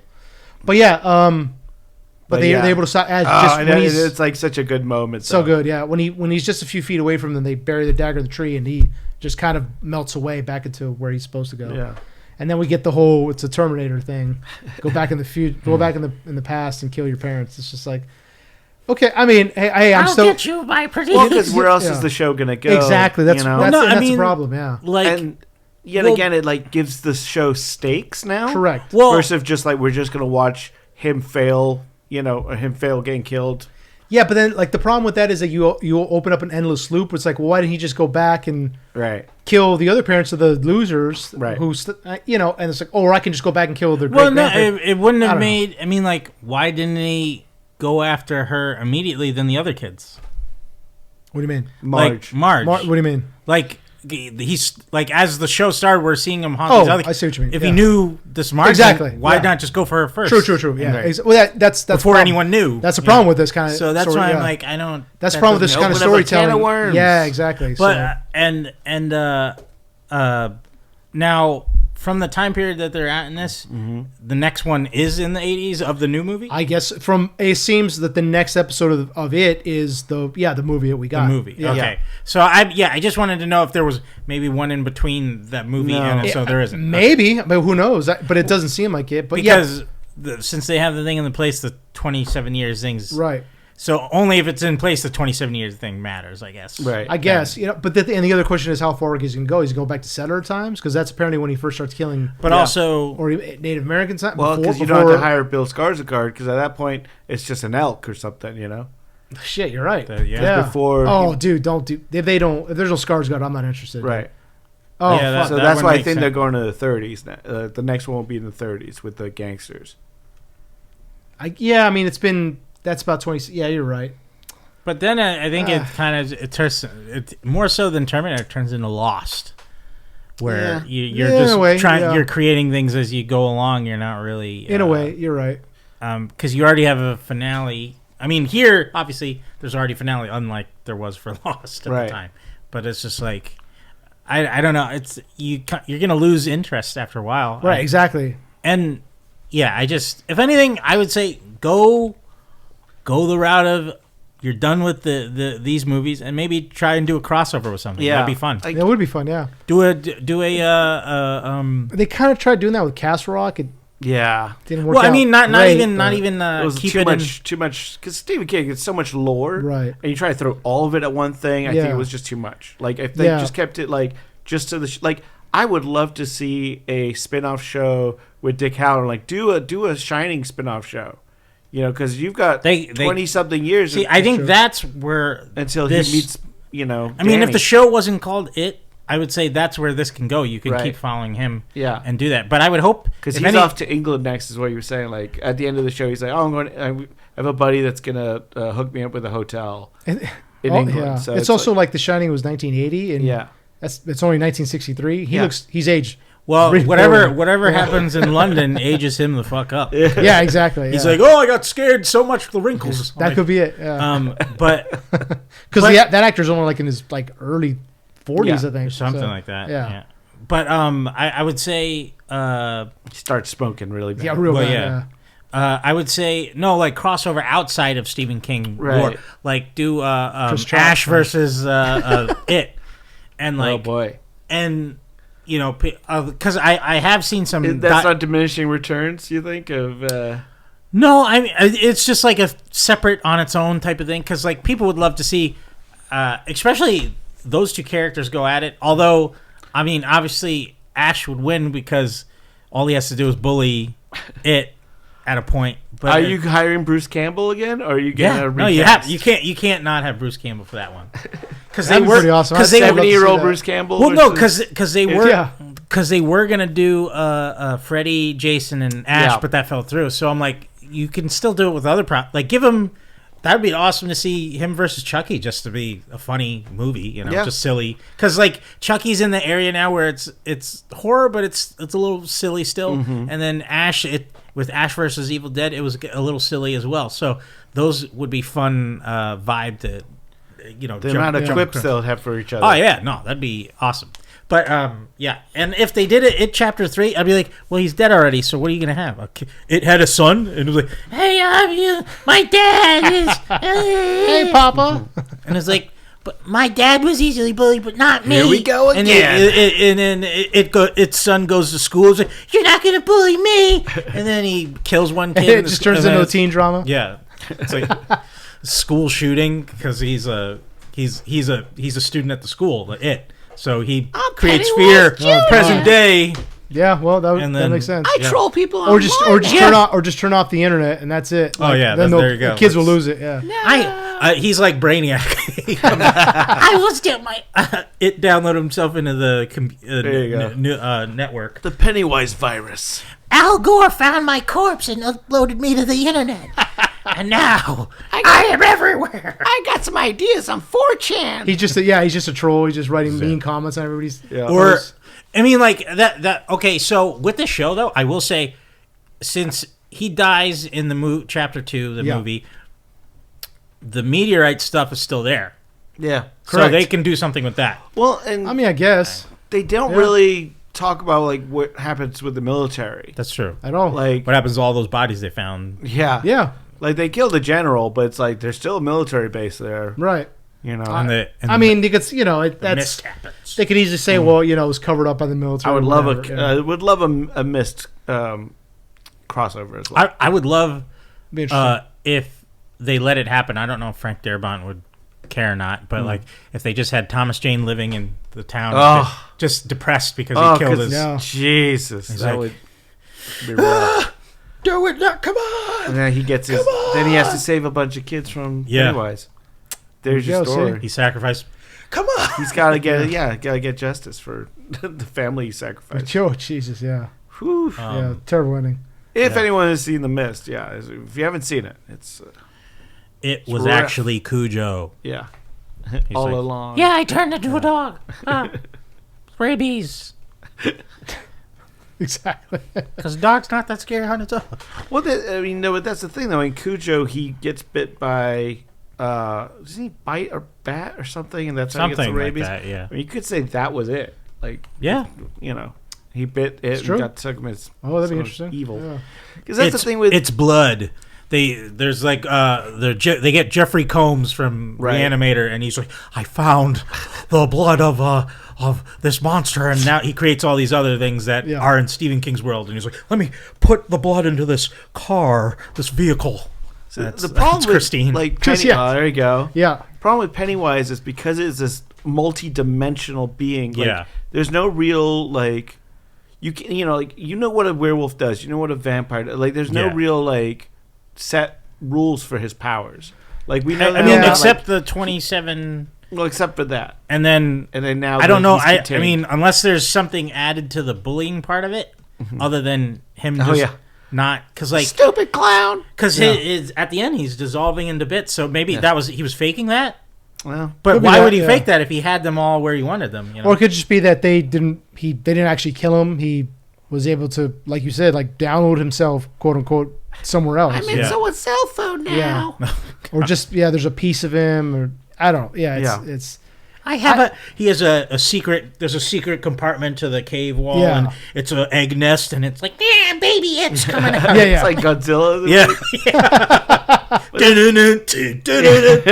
Come with me. Oh, man. Yeah, I mean, unfortunately, there's no like It 2 book, you know, so Yeah, there's nothing to it's- really go off. Hey, you know, let Stephen King go for what he might was like. You know what? I did a sequel to Shining. Let me do a sequel. Yeah. Or his son could do it. I just I'm nervous as to how this is going to work out when he goes in the past. Is he going to remember obviously everything that happened to him in this series? I guess he is. I guess so. I mean, I kind of would have liked it if they just kept it with this one show. Like, Me just too. been like, Yeah. all right, this was a fun experiment. That's what I was hoping. That's what I was hoping. Yeah. You know, Well, I was hoping it'd be one and done, and then be like, you know what? The one character, Halloran, has the ability to go to multiple different things. Yeah. Outside. yeah, of because this. that actor's right. phenomenal. He's really Yeah, good. no, he's really a great. good. Yeah. And it's just like the Shining in Stephen King's world works so well in every other. It can work in any of his Anywhere, stories, right? really. Yeah, anywhere, yeah. And he does implement it, and his son Yeah. implements it. So Yeah. it's like I think that is a key to a long-standing show is something that can be put in everything because it's so open. Yeah, Chris Chalk, really good actor, man. I really want to see him in more things, dude. Yeah, he did a great job as Lucius Fox in Gotham. Yeah, that's right. Yeah, it's I'm still gonna check out the other shows. Like again, if it's from this team, I went in, I've said it before. I went into this show thinking, I'm gonna give it a shot. Watch the first 1 or 2 episodes, and it's probably not gonna be great, and I'm gonna be out. That was my thinking, mostly going into it, because I've been so disappointed in other things that have come out. And first episode, I was like, oh my god, this is holy shit. I'm sticking with this. Yeah. And it was surprising. It was surprising, and it was just well done, well acted, well directed, and very I'm well put written. this out there, Andy Muschietti, he's still on the boards to do the Batman Brave and the Bold movie. Hire the kid that was Richie as your Robin. He is awesome. I want that kid to be Robin. I want him to be Damian. Yeah, Damian. That would be interesting. Yeah, as Damian would be good. Yeah, yeah, he's a great actor. All these kid actors are really good, man. Yeah, no, he's great casting. Yeah. Sure. I mean, I will say though, in the beginning though, like I wasn't really for the kid acting, and you weren't. Why? Yeah, I don't know. It just didn't. It seemed like fake, or it just didn't seem like they were really the kids they were playing to be. Like the first group. The first group. Yeah. I kind of had the same vibe. Like I was like, oh boy, if these are the kids we have to watch. Yeah, and like, luckily they weren't. Obviously I didn't get as far as you guys did, so like. I only got Richie once or twice in there a bit, and he hasn't done enough for me to solidify him. You'll learn to love him. No, you will. I'm sure. I'm sure. What episode are you on right now? It was when they first were led back in by Pennywise. In the sewer. In the sewer, where the dad almost shot his son. And stuff. Yeah. So that's the last thing I saw. But like, I was just like, I believe some of the kids still, but some of them are a little weaker, and it's not their fault. It's just I think it might be the writing for them. It just I don't know. It's not as strong as some other characters. Like some of the kids have stronger writing than the other kids. I was disappointed with like Will getting the dead lights, because then his character's kind of taken off the board for a while, and it was like you did all this setup of him being the science geek, and like I was like, oh, this is going somewhere with his character. Oh no, he's just going to be the damsel in distress, if you will. Right. You know, but so that kind of I was like I was hoping more for that character. Yeah, I mean, I was trying to like, why didn't Pennywise just cut? I mean, because he's already filled. Like, why didn't he just eat him? But then he eats other people. Yeah, a little bit of plot armor right there, but whatever, you know. Because the story needed him not to exactly. die. Yeah. Still really well done. I was hoping at some point that we would get.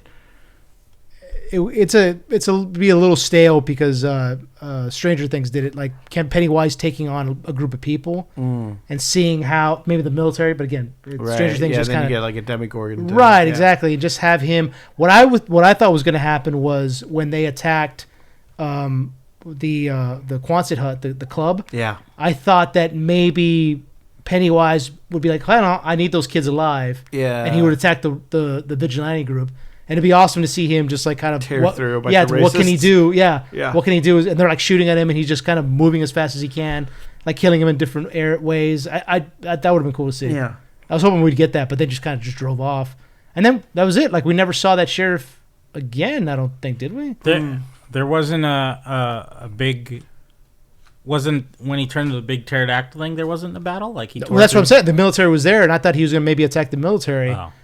But no, he's just trying to escape. Yeah, at that point, yeah. But that's what I was hoping. It'd be cool to have seen him. Yeah, because I don't remember ever seeing that sheriff again. No, he just kind of fell off the board. Yeah. But so, like I said, it would have been awesome to have him been like, you know what? I'm wondering if this was supposed to be like 12 episodes or something. Like it was supposed to be more episodes. It does feel like it, doesn't it? Because we never saw the bus thing. Yeah. Again, we never got an explanation for the car, but I guess that's coming. I think if.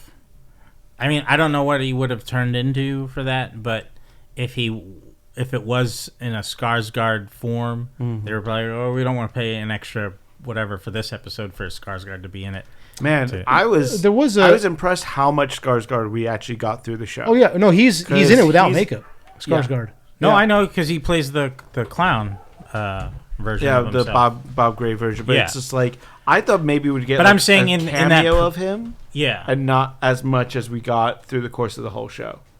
I he's see. He's very entrenched in the last few episodes. No, I'd imagine so. You'd have to have him, and that's where when I first started the show, I was like, okay, he's probably going to appear to us in the last 3 episodes or whatever, and I was like, okay, but like in the episode where the bus does get attacked, he's not in that episode. No. So that's why I'm saying like there was like, well, we got him for those 3. Yeah, we don't need to bring him in for this. But like, I mean, he didn't even have to be in his clown form. He could just be a creature or something. Right. But yeah.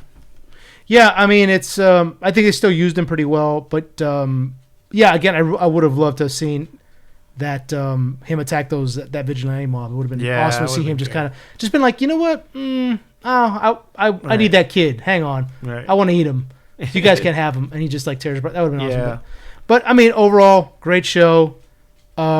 Really well done. Really well done. Good looking show. Yeah, dude. You know, because it costs so much money Other to than do the ghosts. The ghosts. Oh, the ones at the Ghostbusters 2. Ghostbusters Reborn. Not 2. Was it? That was where they cut the budget a bit on that episode. I'm thinking because that looked bad. Ghostbusters 2016 ghosts. Yeah, that was a little weak. But the Richie ghost didn't look like that. Hopefully, no. No, he looked just regular. Yeah, that might have been a little bit of a glow around him, but that's true. Yeah, he had little aura thing.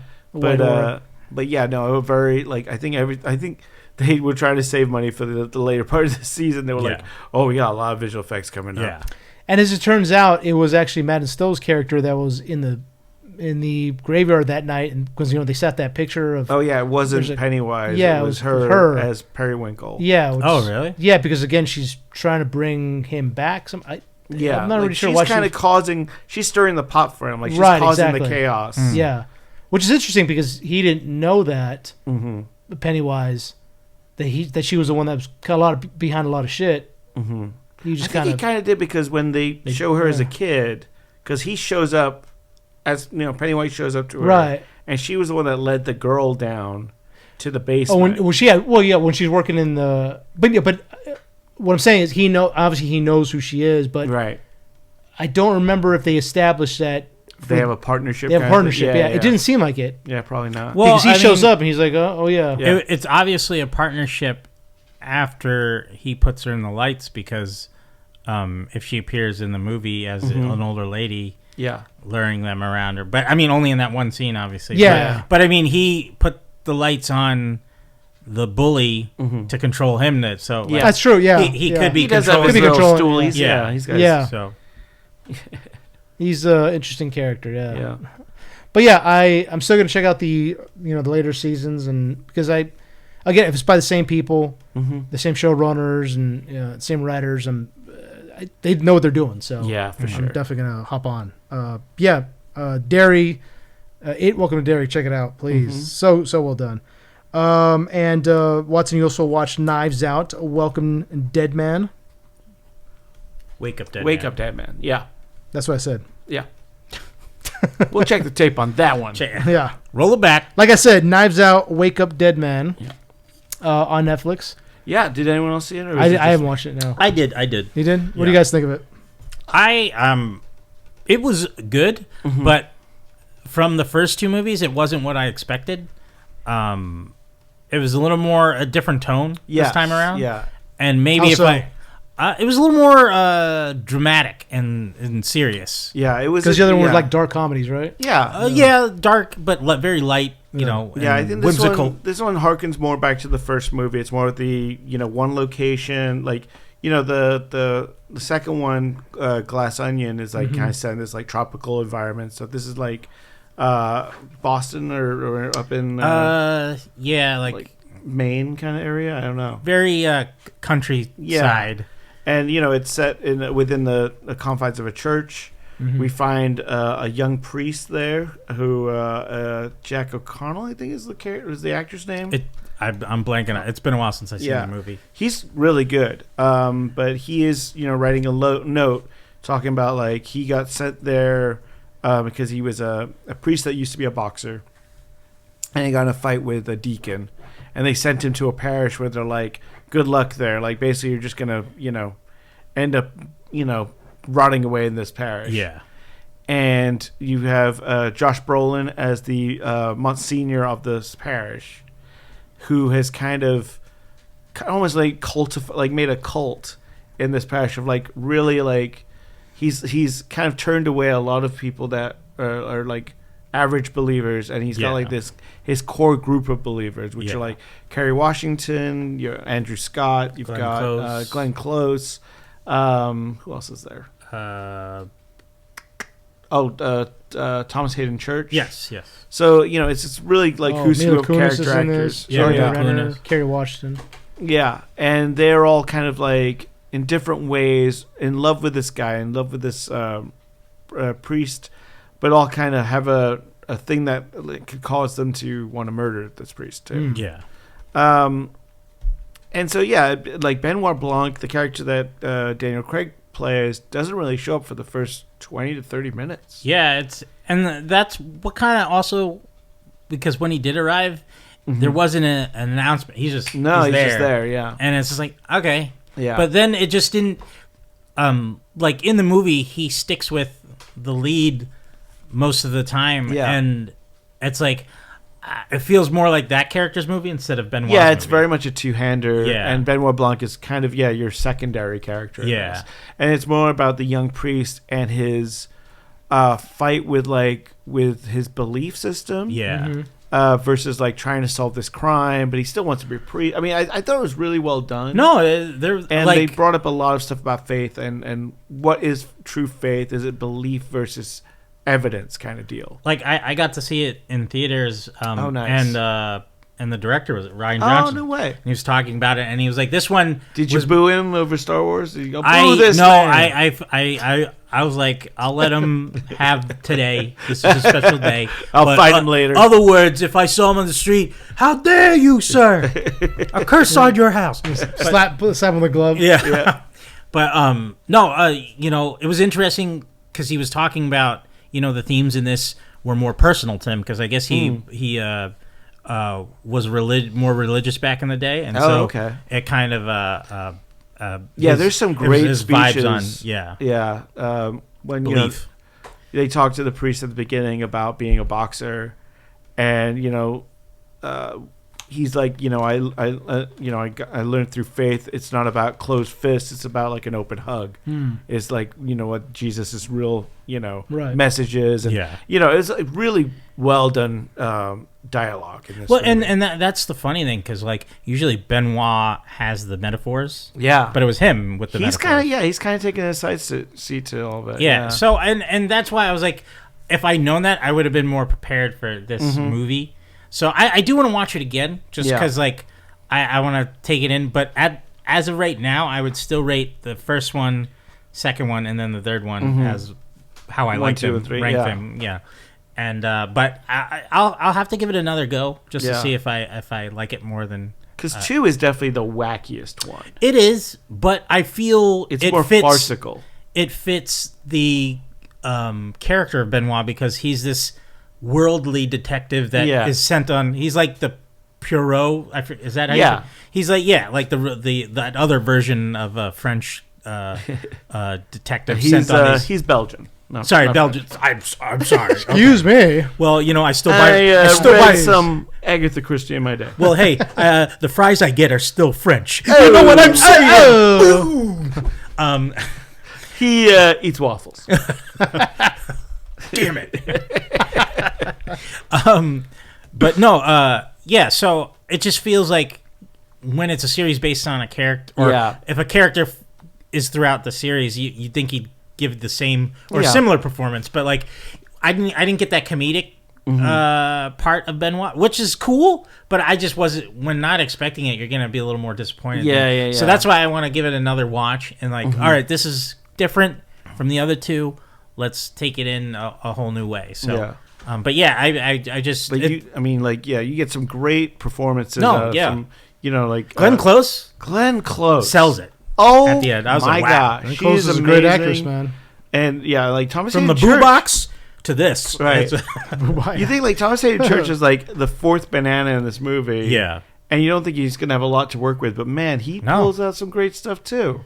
Yeah, no, I would say the person that had the least was Mila Kunis. Oh boy, yeah. And nothing against her. It was just I'll say against her. Why?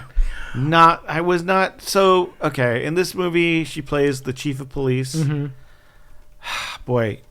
And, I was watching, I'm like, why is this not working for me? Why am I not vibing with. Like, she feels like she's in a completely different movie. Mm-hmm. Yeah, Like, that I will see. It kind of feels like she's putting on a cop outfit and not being a cop.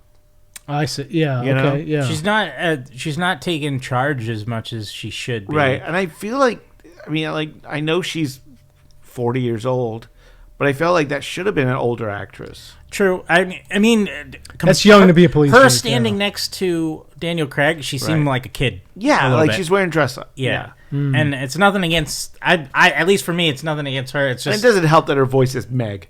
You know? no. Yeah, that is true. That is. Yeah. That is a circumstance. So there. yeah, I mean, Yeah. I would love to hear, like I'm thinking in my head, like Frances McDermott, like Fargo or something. Yeah. Like, a character like that would have been. Oh, great. that would.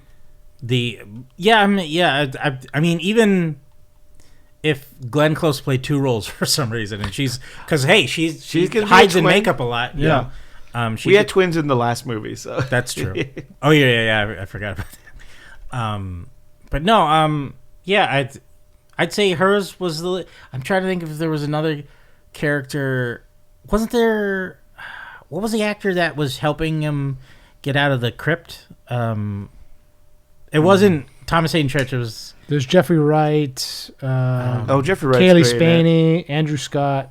Oh, Andrew Scott. Oh yeah, he didn't have much to do either. Not really. I mean, they kind of like.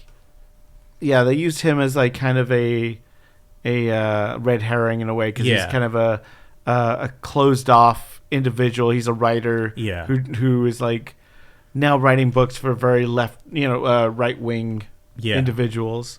The doctor who played the doctor. Oh, Man.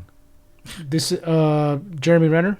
Yes. Yes. Jeremy Renner Yeah. is the other one. He was in the one that tried. Yes, to he was. Yes, Yeah, that's what I was drinking. Yeah, Renner did all right. No, they gave him. He had a good chunk to Yeah. work with, and I don't know. Has he worked with Ryan Johnson before? In anything? Don't think so. No. Yeah. But it seemed like he was a little out of his world, or like from his usual stuff. Yeah. But he still did a great job. It was just like yeah. Yeah. I don't know. There was more interesting characters in the other films for me. Yeah, I get You know? that. Yeah. So I just feel that's why this is a little bit more grounded. Yeah. And as when it comes to these type of mysteries, I like a little like otherworld, not like otherworldly, but like just this is not normal. Right. you know? Like the first one with like Chris Evans, and then the sequel, like the Glass Onion had Dave Bautista. And, Yeah. Very out there characters. Yeah, just some even like when your main character's not on the screen, these people are still entertaining in some way. Yeah. So, and you didn't have a lot of that, but it was still, regardless, a good film though. But I mean, down the road, I don't know if he's planning to do another. Daniel Craig says he wants to do these till he's 100. So Well, I would love if his character loves had a Moriarty to deal with, like. ooh, yeah, That would be interesting. Yeah.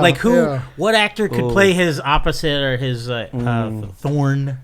I would say Cumberbatch, but he's already done it. Yeah, Sherlock. He's already Sherlock. And yeah. I would say Javier Bardem, but he already played him in That's Skyfall. funny. That's so. true. Well, So- they had Jeffrey Wright in, who was Jeffrey Wright. Yeah. Oh yeah, he was Moriarty in or no Moriarty. He was Felix Leiter. Sorry, yes, in, that's what. Yeah. So I would say it would have to be. Pierce Oh, Brosnan. what about have Ooh, two moms Pierce against Brosnan would be each other. interesting. Yeah. I could see that because Thomas Crown Affair and Yeah. that early one where he was a Russian like terrorist guy. What about And he's aged like fine wine. It's true. Yes. Yes. What about what's his name? He was the doctor, and he was the Purple Man in Jessica Oh, Jones. David Tennant. David Tennant, yes. Ooh, yeah. Yes. Or That's good. That's even good. if not David Tennant, in the Devils and Angels. What's the show? Michael Sheen. Michael Sheen? yeah, I think Michael Sheen would also be yeah. a good one Yeah, too. Michael Sheen would be good. I think yeah. Yeah. That's, Or if Ryan Johnson pulls from his repertoire of cast members he's used previously. Oh, who are you about to say? Joseph That's what exactly what I was right. about to say. Very good. Yeah. who has been in every movie Ryan Johnson's done. Just he's done like. Oh yeah, he was the voice. He's yeah. a voice on a TV. Yeah. He's he's, Really? yeah, because he was. I don't know if you've seen Brick. I have, yes. Oh, Yeah. God, so good. Very good movie, yeah. But- But that's a detective story. But that's his first. That was Yeah, their first that's right. movie together. But I can see Joseph Gordon-Levitt being a bad guy because he's played Yeah. some crazy characters. That's a great call, good, actually. like that, or even what's his name from. I'm trying to think of Last Jedi, Oscar Isaac. That would be a good choice too. Yeah. That's, So, great Ryan name. Johnson, if you're hearing, if you want to use this, please do. Yeah. But let me get on board. And we'll hash it out. We'll hash out. Yeah. Last Jedi will be all's forgiven. All's forgiven If you bring us on board. If you There bring you go. if you bring us on board for this new one, next Spread Yeah. So Knives Out, Wake Up Dead Man. Yep. Recommend? Definitely. Yeah. I love a good mystery movie. So Oh yeah.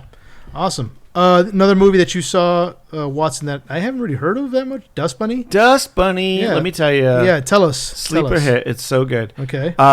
It's the latest movie by Brian Fuller's the director, who some of you guys might know from a show called Pushing Daisies. Yeah. And Of course. American That was a Dad great show. and American Dad. Canceled way And before its time, Hannibal. dude. And Hannibal. And Hannibal. Yeah. And speaking of Hannibal, Mads Mikkelsen is in this movie. Nice. And it's very Pushing Daisies in terms of the look of it. Uh-huh. It's got this fun kind of fairy tale vibe to the movie, I'd say. The whole movie starts with the premise is there's a little girl who is scared of the monster underneath her bed.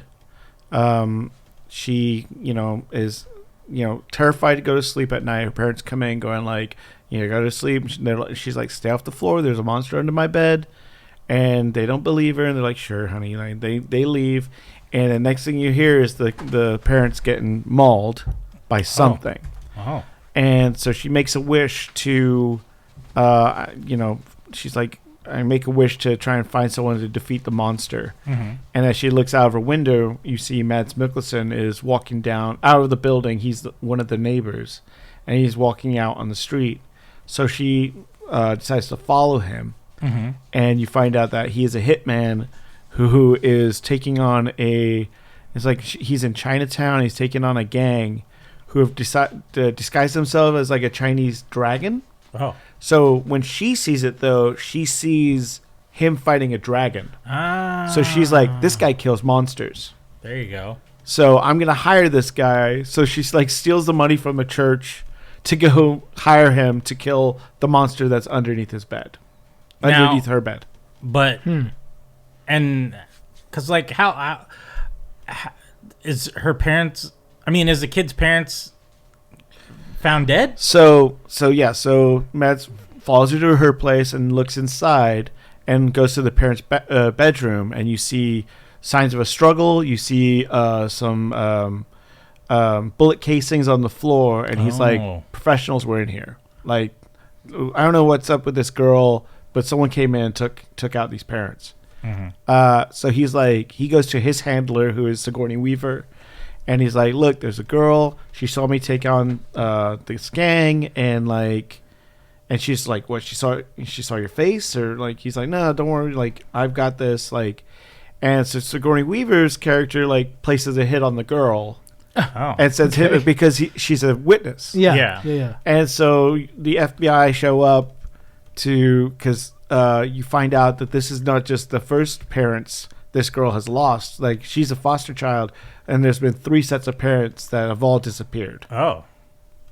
And so Mads is convinced there's something going on with this. Like, I don't know what this kid's past is. Yeah. But, obviously there's assassins being sent out after her. There's gunmen coming in. And so he's kind of protecting her. And she keeps going like, it's the monster in my bed, man. Like, this monster just like is taking out everyone. And he's like, yeah, sure, okay. Like, and he's like he's like, look, your young mind is seeing monsters everywhere. I fight monsters, but they're real human. Like, and so, it comes to this kind of head to head where he's got the FBI showing up the house. He's got this gang of killers that are coming, and he's like, I'm gonna pretend to be just a good neighbor and let the FBI kill the gang, and they'll be squared away and we'll be all good. Okay. And then it does turn out there is a very large monster underneath the bed. Oh. a like 20-foot tall, like this giant bunny basically, with giant jagged teeth that burrows under the floor like tremors almost. So you've got the FBI, you got all these killers, they're going after each other, and then the floor opens up and this giant monster starts eating them all. And you come to realize, like, the monster is not going after the girl at all. The monster's protecting the girl. And she actually wished for the monster first. Oh. Like, she wished for the monster because when she was a little kid, she had, like, a thumb-sucking problem, and the parents were mean to her about it. And so she, like, wished for a monster to protect her. And Mads Mikkelsen was like, look, this is your monster. Like, this is something you're just going to have to live with. Oh. And she's like, well, I also wish for you as well. And so they basically, you know, the monster clears house, and they go off together. And as they leave, you know, you see them in the car, and as it drives, you see, like, the shadow of this, like, monstrous bunny following them. Yeah. And it's a really gorgeous movie. It's beautifully done. The little girl actress is phenomenal in it. Mads Mikkelsen's great. I want to buy all his clothes. He's got these awesome, like, track suits in the movie. And just, yeah, gorgeous. Would so my one thing about that, I haven't seen it, but from what you described, I was like, were the parents abusive towards her or something? The ones that end up getting killed? No, you don't feel like it's an abusive situation. Because, like, they don't really get into the gritty of it. Well, yeah, that's my thing. It's is more like, fantastical. Would the girl not feel bad? Be like, oh, She doesn't seem too phased that they're gone. Okay. She's just like, yeah, they're dead. This is like this has happened 3 times. Oh, okay. You know, but she's not. She's not really attached to it. Seems like the real villain of the story is that little girl. I dude. mean, Jeez. yeah, and like Mads Mikkelsen telling her, like, look, this is your doing. Yeah. But this is something you're gonna have to live with. Like, this is the monster you created. And so it's really nice little fable. Okay. But I really enjoyed it. I think it was shot really well. If you've seen Pushing Daisies, I was about to say it's that same type of that same kind of atmosphere. vibe. Yeah, Yeah. absolutely. Cool. Same kind of editing, Right. everything. It's very like almost Wes Anderson doing an action Yeah, film. yeah. You know? Also, didn't he have that show, something Death, or like where she's a Grim Reaper? She dies from Oh, yeah. what's it called? 6 Feet Under. No. No, it's Dead Like Us. Dead Like Us, yes. That show was is so good too. Yeah, that was Right. another one. Yeah. He's a, you know, his works is pretty great. So I highly recommend it. It's a very small movie, but it's you know, I thought it was really good. Awesome. Yeah, I mean, it seems interesting. I really liked Pushing Daisy. It was a show that was canceled way too early. Yeah. Way ahead of its time. Yeah, his work so far has been you know, really impressive. So I want to check it out. Yeah. I had I'd seen the film like on the AMC, you know, queue for movies, but I was like, I'm not sure what that is. And then I heard some stuff about it, but I hadn't heard that much about it. Right. It You're the first premiered person I know that at watched Beyond it. Fest, but I didn't get to see that. And then one. Mads Mikkelsen and the girl had this really cute, like almost Leon the Professional kind of relationship. Yeah, as you were describing it, That's felt what it sounds Leon. like. Yeah. Yeah. Yeah, it's like Leon the Professional meets like Tremors. Yeah. You know? Yeah. But yeah, it's awesome. Yeah, I definitely want to check it out. I have Watson. Did you end up watching Hamnet? I did not. Oh, okay. No. All right. I'm Yeah. still. I know I have to be emotionally ready for that one. Yeah, you do. But please, you really do. please go into it. Yeah. So Hamnet is it's based on a novel. It is a retelling. It's a novel by Maggie O'Farrell. It is a retelling of William Shakespeare's writing of Hamlet, his famous play.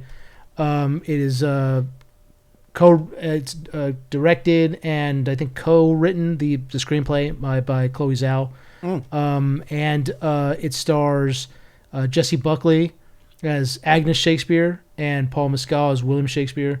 They are Emily Watson stars as William Shakespeare's mother, and it's the film starts off as Agnes, who was Agnes Shakespeare, supposed to be William Shakespeare's wife.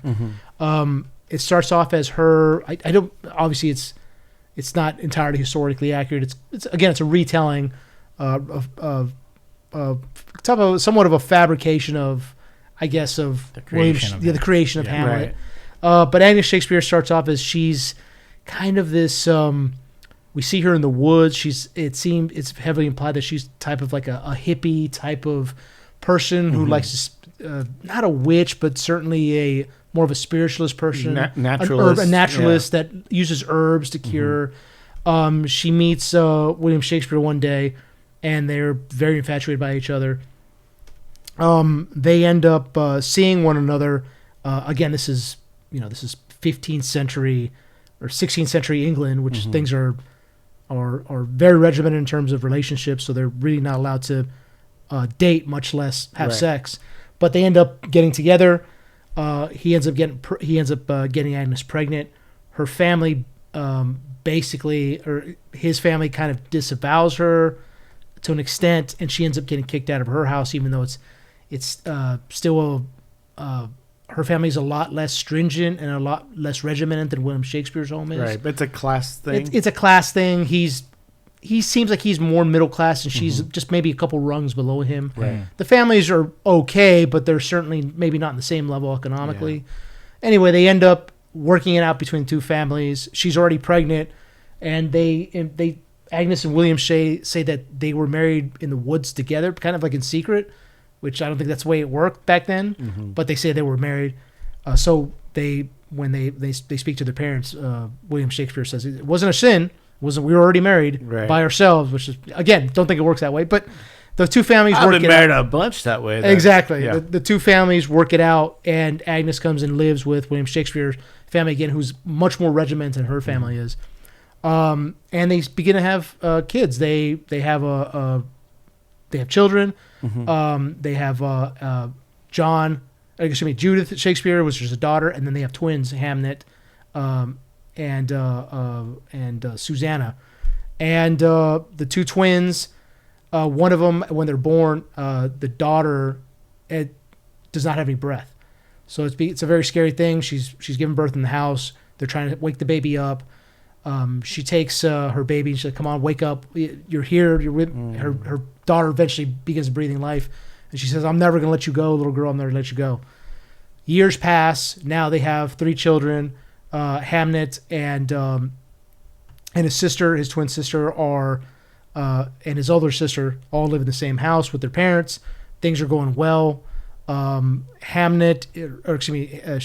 Shakespeare is a struggling playwright, and he hasn't quite reached the level of anonymity that we know him now as. Even back then, when he died, he was still considered one of the most famous playwright. Oh, yeah. Very successful, fairly wealthy back Queen then. Loved him. Correct, yeah. But at this point, he's still kind of struggling.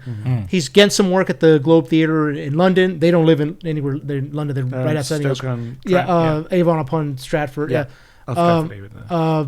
They're struggling. They're doing okay, but she's basically a stay-at-home mom. He has to go to London a lot, so he's away from his family a lot to put on plays at the Globe Theatre. And unfortunately, Hamnet, his sister, comes down with what looks like the plague, the bubonic plague at some point. She's not doing very well. So it's only her mother that's there and her grandmother to be able to take care of him. Her mother starts using everything that she has under her belt to try to bring her back. Herbs, trying to make her drink teas, because again, she's a naturalist, herbalist. So she's trying to do everything she can to bring her daughter back. Her brother, at one point, her twin brother Hamnet, comes down. They have her laying in the living room of the house, and her mother's sitting next to her. But her brother lays down next to her and says, "I trade my life for yours. Go ahead, take my life, and I'll die and you can live." So he sacrifices himself for his younger sister. Again, it's a retelling. Yeah. Mother wakes up, Agnes wakes up, and finds that her daughter is doing fairly well, but her son has passed away. William Shakespeare comes home. And another weird thing about this movie is that they don't say William Shakespeare's name until about midway through the film. They just, they just don't say his name. He doesn't actually say it until he goes into London and he someone's looking for him, and his brother-in-law and his wife are looking for him, and they say, "Who are you?" Some kid asks him, "Who are you looking for?" And they say, "William Shakespeare." First time they've mentioned his name throughout the entire film, midway through. So their son has passed away, and of course, there's a huge scene with Agnes Shakespeare, played by Jessie Buckley, who does an amazing job. Both her and Paul Mescal, holy shit, amazing film, amazing actors, especially Jessie Buckley. I'm looking for her as the bride as well. She's doing the exactly, Bride of yeah, Frankenstein right, exactly. movie. Very powerful actor. Of course, she has just a complete breakdown with her son passing away. William Shakespeare shows up, and they've already laid out their son's body, Hamnet's body. William Shakespeare shows up, and he says, first thing he says when he comes in the house, "Am I too late?" And he sees his son's body laying there, and he says, "Who's that?" Because he can't understand that it's his. He sees his daughter before that, and he embraces her because he knows she was sick. But then he sees his son. He says, "Who's that?" And he just again breaks down. Agnes now has some resentment towards him because she says, now they're grieving over their son, and Agnes now has resentment towards William, and she says, "Yeah, he died and you weren't here." Because again, he is trying to make money for his family, but his job is in London, and they don't live anywhere. So the entire first half of the film is him struggling with having to be away from his family because he has to make money in London. But of course, that leads to tension within their marriage. He's seeing his kids aren't growing up without him, and now he's lost his son while he was away. So now there's more tension within their marriage, and William says, "I have to head back to London, as I got to earn. I have plays are coming up," and she says, "Just go, all right, go, fine. We'll see you later." Basically, she's very upset at him, and that's when later on they receive word that he has written a play called Hamlet, and his wife is like basically saying, "What the hell is this? I have to find out what this is." They go to the Globe Theater, and they begin watching the play. She's in the audience, and she's amongst the groundlings, which were the people that stood in the lower levels, and everybody else stood up in balconies. And they begin to watch the play, and it's an interesting take on how the grieving process is examined through two different people. Her, who is very much almost kind of hippie-like, free thinking, grew up in the woods a lot, herbalist, and from a lower class than William Shakespeare. William Shakespeare, who's a little more educated, who is much more analytical, and is much more concentrated on kind of surviving in a world that she's not in.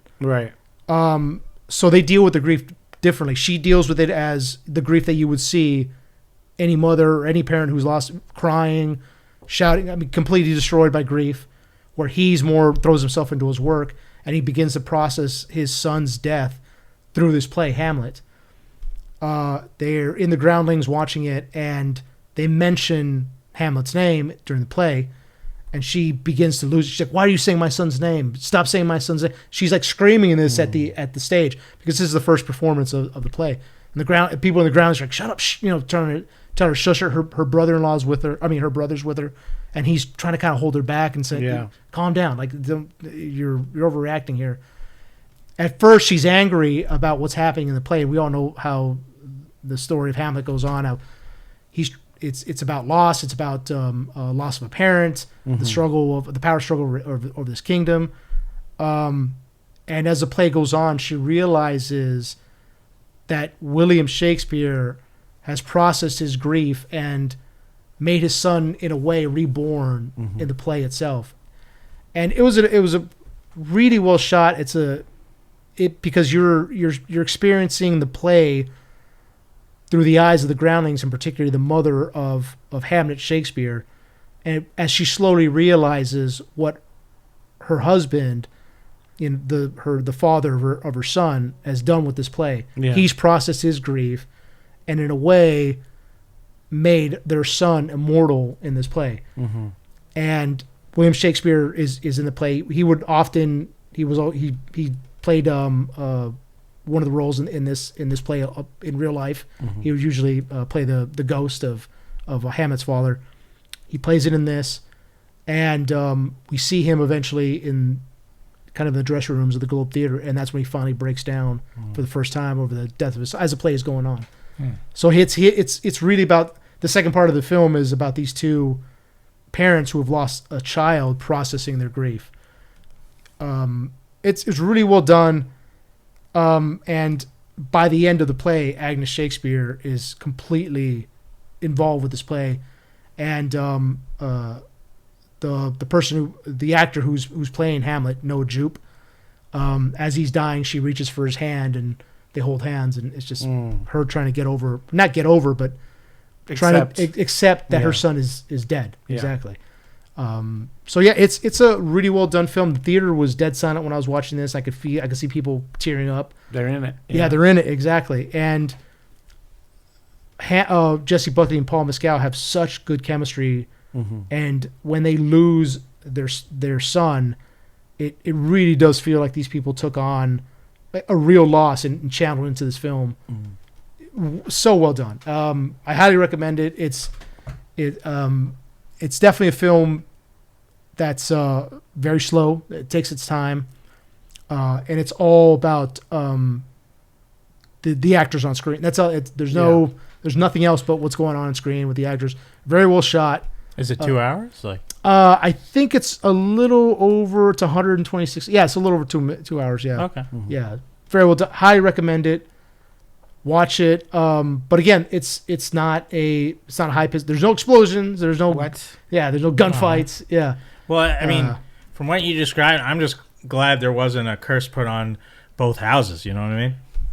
That's a different play. I know. Just saying. This is a Shakespeare joke though. Yeah.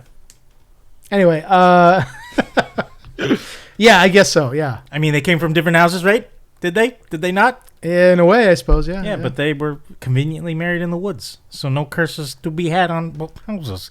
They hashed that out. So anyway, although if I was in the crowd, I'd be like, Hamlet. It's with an L. It's not an Ed. Hamnet. Come on. What's going on? I thought the show was about a itty bitty pig. yeah. And yeah, what Chad said. But anyhow, it's a well done film, very well acted, and I would highly recommend it to go check it out. It's a small film, very independent. At the box office only, it made $8 million, but that's probably the budget of it. This is definitely, I know that Chloe Zhao got some shit for Immortals. That movie got some shit, I should say. But it does seem like some actors and some directors do those big budget Hollywood films to do these smaller independent films that they have more passion about, so. You think she's going to get it this year? She's going to get a big award? It's a possibility. I mean, this film is, they always tend to have smaller films like this somewhere in there. Yeah. It's a possibility. I think I don't know if she'll get it, but She'll probably be nominated for sure. Yeah. It's a year against, she's up against Paul Thomas Anderson. Exactly. When you're up against PTA. PTA. Although a lot of people weren't a fan of his movie this year, so I could say it's up in the air. But yeah, that's true. Yeah. But yeah, Hamnet, check it out. Really liked it. So I was very impressed. So. Nice. And we also got the Street Fighter trailer that recently came out. What did you guys think of that? I'm from the trailer. I'm hoping they are like playing a joke with themselves. Like they're not taking it seriously. They're embracing the silliness. lunacy of the idea of a bunch of guys who fight in streets. Yes. Other than that, if it's like played completely seriously, it's not going to be a good movie. I can guarantee that. But I'm intrigued to check it out, but I don't see me liking it more than Mortal Kombat 2. Just because some of the cast I wouldn't have cast as the characters. It's just like I don't think they should have went that route. But I get which characters. I'm just curious. Desmalchin, I don't think he should Oh, have as been M. Bison. Bison, yeah. Nothing against him. He's a great actor. No. It's just, I don't see him as Bison. Someone did I saw a mock-up online of someone did John Cena as M. Bison. I was like, damn, that looks good. I've not seen him play that evil Right, type of yeah, evil. yeah. So maybe. But he's got that chin. But I Yeah. would definitely see him as Guile. oh, I interesting. think personally, like, I think he would be a better Guile than Cody Rhodes, just because he's also got the acting chops as well. That's true. And he doesn't need to know a crazy amount of martial arts. I'm interested because we didn't really see who's the protagonist of the movie. Like, we're not seeing it. The trailer that we saw was a lot of like, here's our characters, you know, but we don't know who's really we're following. Like, is it the Ken Ryu story, or that's is it the thing. It's is Guile just going to be in a scene? like, well, I don't know. Yeah, Or is he going to take a boat and go there and kick Bison's ass? yeah. Well, like that's the thing, because like they're also having Akuma in it, so like Yeah. that's a whole. I would think it would follow Ken and Ryo's story, Right. and We although I love the casting for Ryo, but I think that actor would be, just because he was in Warrior, the show on Yes, HBO, yeah. he would have been better as Fei Long, the Bruce Lee type of. okay. That's There's a good. Bruce Yeah. Lee fighter. Yeah. Yeah. In the trailer, he was doing this. I was like, that's not yeah. Ryu's stance, but I get it, whatever. So I don't He know. was also It's- Storm Shadow in the latest. oh yeah, he was in Snake the Eyes movie, yeah. And he which did really I good in wish that. I really wish that was a better movie. But, There was so much wrong with that movie. yeah, yeah. So the parts of it I'm intrigued about, but like I'm not more ecstatic about that movie than the Mortal Kombat 2 movie. So Yeah, I agree. Yeah. True. But I mean, like they Andrew didn't Schultz sho- as Dan, I was like, why even have that? Yeah. We didn't see in the trailer, but Jason Momoa is playing Blanca. Yes. Mhm. Yeah. Yeah. We just saw like a character poster of him, but I'm sure that's all CGI. Probably. I mean, like he'll look just as like it's funny. He's gonna be in two things. Yeah. As painted a certain color. Yeah. So, Yeah. And he didn't want to do, because he was originally up for Drax from Guardians of the Galaxy. Oh yeah. And they offered him Drax, and he was like, I don't want to be shirtless painted Yeah. for a movie. Well, I mean, I could see him. They put him in like a kind of a vest as Blanca. Yeah. A bit. True. but- True. But I wonder how much Blanca we're getting, No, It's just that's a a good question. And Blanca doesn't really talk too much. So, No. So that's another thing. Do you But- think he'll look better than the Blanca that we got? In 99. Well, yeah, yeah. I think it'll be a better think- Blanca yeah. than that. Because that was Blanca, dude. Yeah, They you just just took throw it straight out of it. green Yeah. paint at me, and Yeah. that's a better Blanca. Yeah. I mean, yeah. I mean, but yeah, I'm hoping to see some cool references to the games Right. in it, but I don't know, because they even got a guy casted as Joe from the first Street Fighter Yeah. in the Yeah. intro where he punches the guy out. I was like, okay, that's interesting. Yeah, So- we didn't see any powers in the trailer. No. We didn't see anyone like throw a sonic boom or anything like and that. like Orville Peck, I guess he's a musician. Yeah, he's doing, and they hired him as Vega, the most acrobatic character that. right. It's just like if he's not like, I don't know why he's cast. If you're gonna have, hopefully you have a martial artist for him do. I mean, he's mostly masked anyway. Right. Well, yeah, but Yeah. I'm just like, you have, like, if you don't, and it's just Orville Yeah. Peck doing stuff, I'm like, Right. what's the point of this? I don't- Right. Like, and He's a that's big country another star, thing. I was right, like, so. hire, like, it's Street Fighter, hire actors who, like, Mortal Kombat, at least Yeah. half of them know martial arts. Yeah, Some of them, that's yeah, I true. can understand they have to know. They're just actors, and they probably have other people doing the stunts for them. But like, at least here, you could have gotten more people to do, and there are plenty of martial art actors out there. Right. So it's just like, it's just sad that You not know, a lot of them are. So I do get a little bit of I'm a little vibing a little Borderlands movie look yeah, to it. I'm which a worried. little I'm worried about that. Yeah, that's. But we'll Oof. see. Yeah. if they get too jokey with it, like, ooh. Yeah. So, I mean, they punched a car at the end of the trailer. which I'm It's true. happy about. That Yeah. was one part I liked about the Exactly. trailer. So I'm like, okay, we'll see. We'll see. Going into other stuff that other big name trailers that have come out. We also got the Supergirl trailer. Yeah. Oh yeah. What do you guys think? I like it. I love that storyline. Yeah. I don't know if you guys have read the Woman I have Tomorrow not. book that No. Tom King No. wrote. It's really great. Is that what they're basing this on? Yeah, Oh, okay. yeah. So in the book, anyway, at least it's kind of like it's almost like a True Grit story of a young princess hires Supergirl as like a bodyguard kind of deal. Okay. And it's the big difference being Supergirl. She doesn't have the hang-ups that Superman has. Like Right. Superman learned about humanity from being a baby and growing up on Earth. Supergirl was 14, 16 years old when her planet was destroyed. Like she had a family, she had friends. And so she's got PTSD because Right. she experienced her whole world. Planet blown up. Yeah. Yeah. So like she goes to these planets with red suns so that she can get drunk and just kind of not deal with it, And it kind of sets her on an interesting journey in the book. And now I don't know how close they're basing this on, but from the trailer it looks pretty close. Yeah. Lobo is not in that book, so Okay, I was about to ask. I'm Yeah. interested to see what they're doing with that. Do you think? Go ahead. Yeah. Well, I figure like if Lobo's in it, maybe there's a bounty on her, Yeah. and then I mean, from the trailer too, we do see. It looks like Kendor, the ball city, like her city, and like domed. So I'm wondering if it's a little bit of a tie-in with Brainiac, maybe. are they bringing in Brainiac? Well, they announced Brainiac is going to be the main bad guy of Man of Steel. Man of Tomorrow. Man of Tomorrow, yeah. Oh, okay. So maybe Nice. there's a tie-in with that. Maybe, because she is like one of the last of her race. yeah, There could be a bounty or like something like kind of like the Zoo storyline. And true. Yeah, Well, and in the trailer they didn't show anything, but like I wonder if we might get a lot of flashback of her on her planet with her. I hope we do. Right. just because to see what it was like. For yeah, her, I know so. they already cast like her parents. Oh, okay, cool. So I hope we get to see more of Krypton and like what that really is like. Like the mention, because I've been wanting Brainiac for so long. The mention of him only, it's like I'm excited for this movie, but like Right. the fact that we would get Brainiac, and like I just hope they get a good actor for it. I swear to God. I mean, Yeah. Swear to the God. names going around. I mean, there's a lot of names going around, and I think James Gunn has already said none of the names that are out there are really on the list. Oh, okay.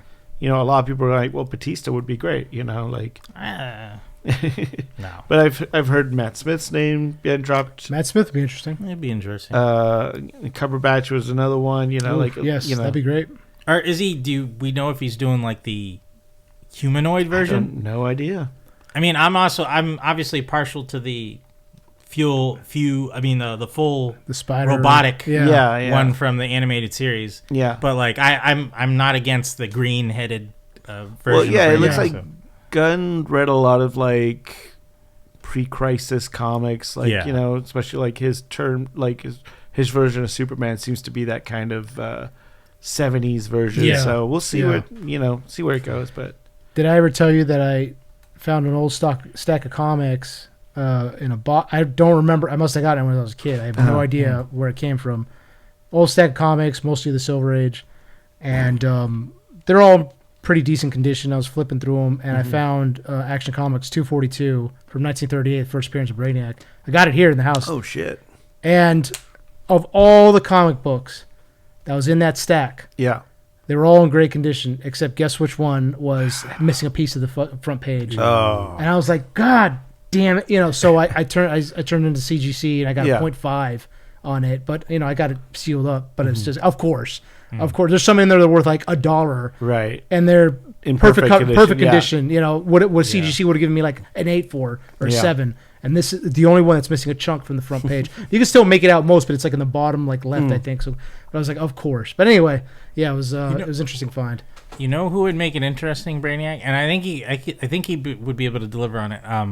The dad from Modern Family, the The main. Ty Burnell. yes, Yeah. Oh, interesting. Yeah, I think he would be an he would interesting be good. because that like would be I've seen him play some roles of where Yeah. he's very conniving, and I was like, I could see it. He played a real dick in remember Dawn of the Dead. Dawn of the Dead, Yeah, yeah. it was good. I always because I saw that and I was like, man, he would make a good if you had to recast Bruce Campbell character. You know, like I was like, Oh yeah, you know, like Ash would Yeah. be. He'd be a good Ash. No, Yeah, yeah, when I I saw could that. see him being a good Ash. that's true. Yeah. We also got a Disclosure trailer. Stephen Disclosure King's Day, yeah. latest, Disclosure Day, which is Stephen King, Spielberg. Steven Spielberg's Steven Spielberg. latest film. It seems like I'm fairly certain it has something to do with aliens. Mm-hmm. Someone mentioned it was a sequel to First Encounters. Oh no, I said that as a joke. Oh, you did? Oh, yeah, okay. I was like, oh yeah. Well, it's him going back into the well of the strange and unusual and like Yeah, like the last thing he did with that was War of the Worlds, right. and then True, yeah. unless there was something after that, but I don't think so. Mm-hmm. But yeah, he's back into that, and it should be interesting what he views of that stuff now, especially with like in the news in the past months. There's been like aliens are real and Yeah. things like that, so that'd be interesting. But also I'm blanking on it. Say something if you want right now.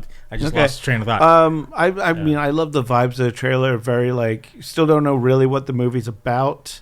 There's a lot of mystery involved. I find it interesting. There seems to be some like nuns in this movie. That So was- I was well- like, is there questioning faith in this? Well, that's film? why I thought that it was aliens because one of the lines in the trailer is he created, as in God, he Yeah. created a vast universe. Why would he only share it with us? Right. So that's why I think it has something to do with aliens. Christian Disclosure. aliens, There's a Jesus alien. the Exactly. missionaries. yeah, that could be. Well, it. it seemed. Now I remember what I was going to say. In the trailer, the guy, he's from Wake Up Dead Man. Yes, yeah. Which I was so glad to see. He was like, oh, that guy's getting work good. Yeah, Yeah. O'Connell. I think he is an alien himself. Oh, That's what I'm thinking too. interesting. Yeah, From the exactly. Yep, from, yep. so Like, like the I'm man. gonna show. Also, that whole disclosure thing is Right. disclosure of UFOs. Which Yeah. I think there's a documentary called Disclosure, Mm-hmm. Full Disclosure, or something like that about the government and UFOs, what they Right. know about them. Because like in the trailer, he's standing in the crop field and the When you see in the circle circle It's Yeah, a cop built field, around. exactly. Yeah. and like and he wants to let everyone know at the same time. Yeah. So it seems like the man. What was that old movie, The Man Who Fell to Earth? Or Yes, yeah. and they made the remake with Keanu Reeves. Yeah. So Oh, the Day Day that the Earth the- Stood Still. no, sorry, the Day day the the Earth Earth Stood still. Still, yeah. It's got that kind of a vibe to it. Yeah. If anything. Yeah, I Yeah, liked exactly. because it made me think of the new show Pluribus because that has a lot with the hive mind. Oh, like yeah. it's basically a virus that basically everyone becomes a hive mind personality except for a few. And there's scenes in this trailer where you see someone like moving their hand and someone Yeah. else is doing the same Right. movement. And just the way that like Emily Blunt's character gets kind of taken over and starts doing the predator clicking. Yeah. You Yeah, imagine what is Predator Spielberg clicking, yeah. It's a Spielberg Predator movie. Oh, That would man. be amazing. That'd be awesome, dude. I'm Like, down haha, for that. you didn't think of He it. saw down for that, yeah. Badlands. He's like, you know what? I could crank one I out. agree. We could do one of these. Indiana Jones shows up. Yeah, there you go. Let's do it. Oh man. Um, But yeah, I just thought maybe there's some hive mind, some kind of connection going on with people. What if at the beginning of the movie, a spaceship comes down and like the ramp lowers, and then Richard Dreyfuss just rolls out. Hello, guys. Oh I'm my back. god, that'd be great. What's going on? And he's like high fiving the little Martian kids, and he's like, Oh, whoa. See you guys later, dude. You guys are crazy. and then Bloop bloop, catch you around.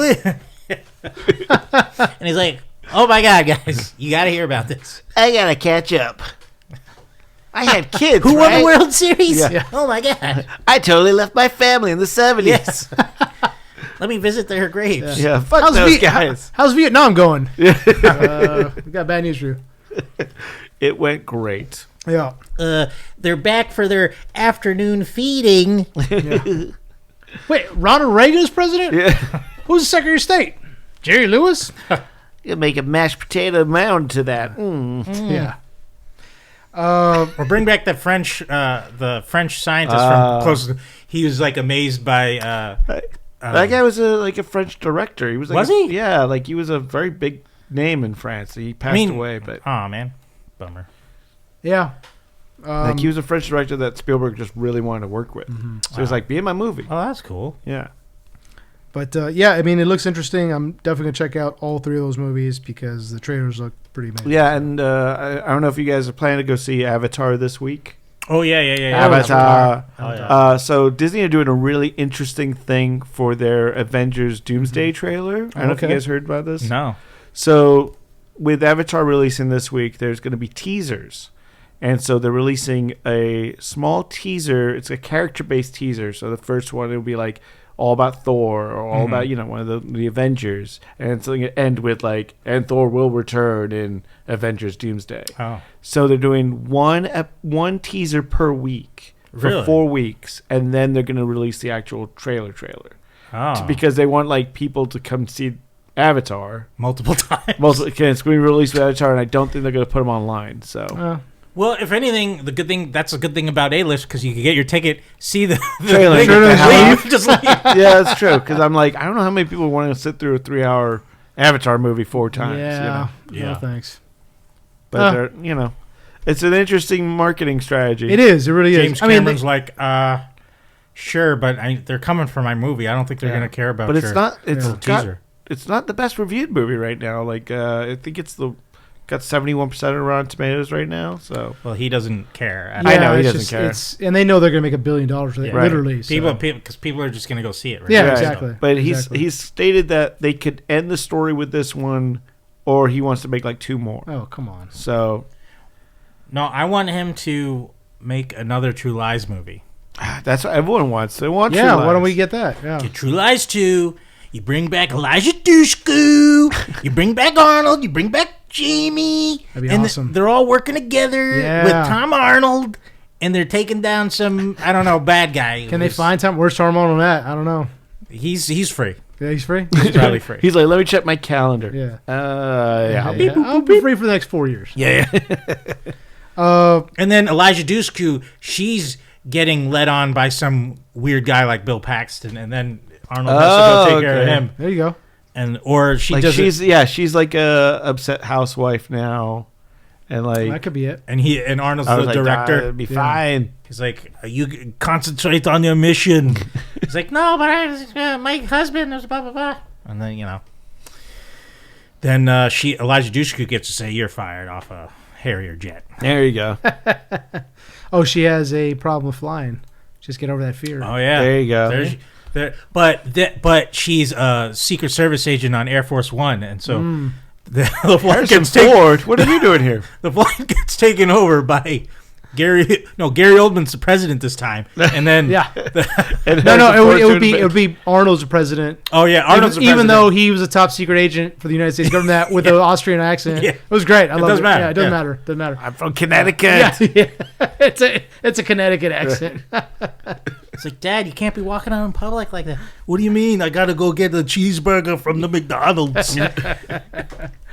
Yeah, I'm looking forward to all these films. Trailers look great. I think the hopefully 2026 will be a good movie year. I'm sure it will be.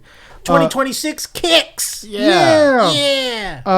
Speaking of movies, and another thing that we all saw was Kill Bill, the whole bloody affair. We did see that movie. did. Speaking of 2003. Yeah, exactly. Speaking of great trailers, we didn't go see it together, but we all saw it No, at 'cause some we point. can't stand each other. Yeah, exactly. Although I didn't get to see the version you guys apparently saw.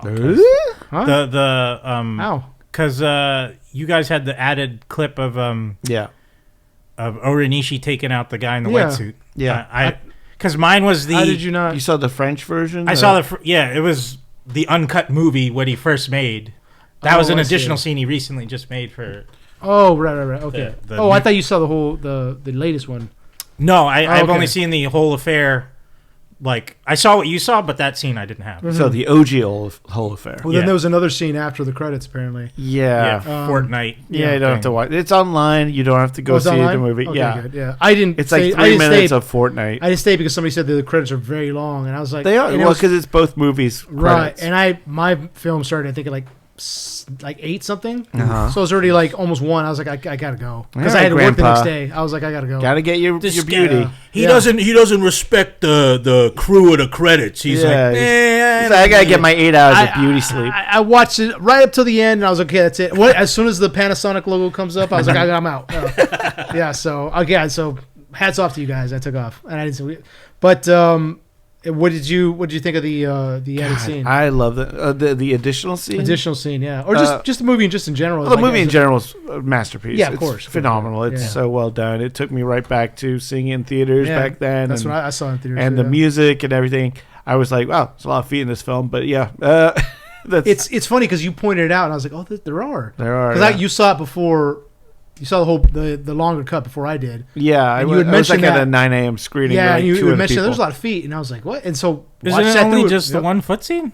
No, there's more. There's a lot. Well, there's speckled. Beatrix Kiddo move your right toe. Yeah, I know. She steps on the eye. Remember? Oh yeah, I forgot about that. Yeah. But just random feet. Fan feet. There's a lot of feet. Exactly. I mean, what are you gonna do? Not just Umas. There's a lot of feet. Yeah. But I mean, just like it's funny because we're just watching it again, and I'm sure if we have Justin on, we can definitely talk about lenses and stuff like that in the movie because it's just like the way movies are shot now. You definitely get a shallower depth of field with a lot of films now, where it's your main hero or whoever's in front of frame is like nicely framed and everything in the background's a little fuzzed out. Yeah.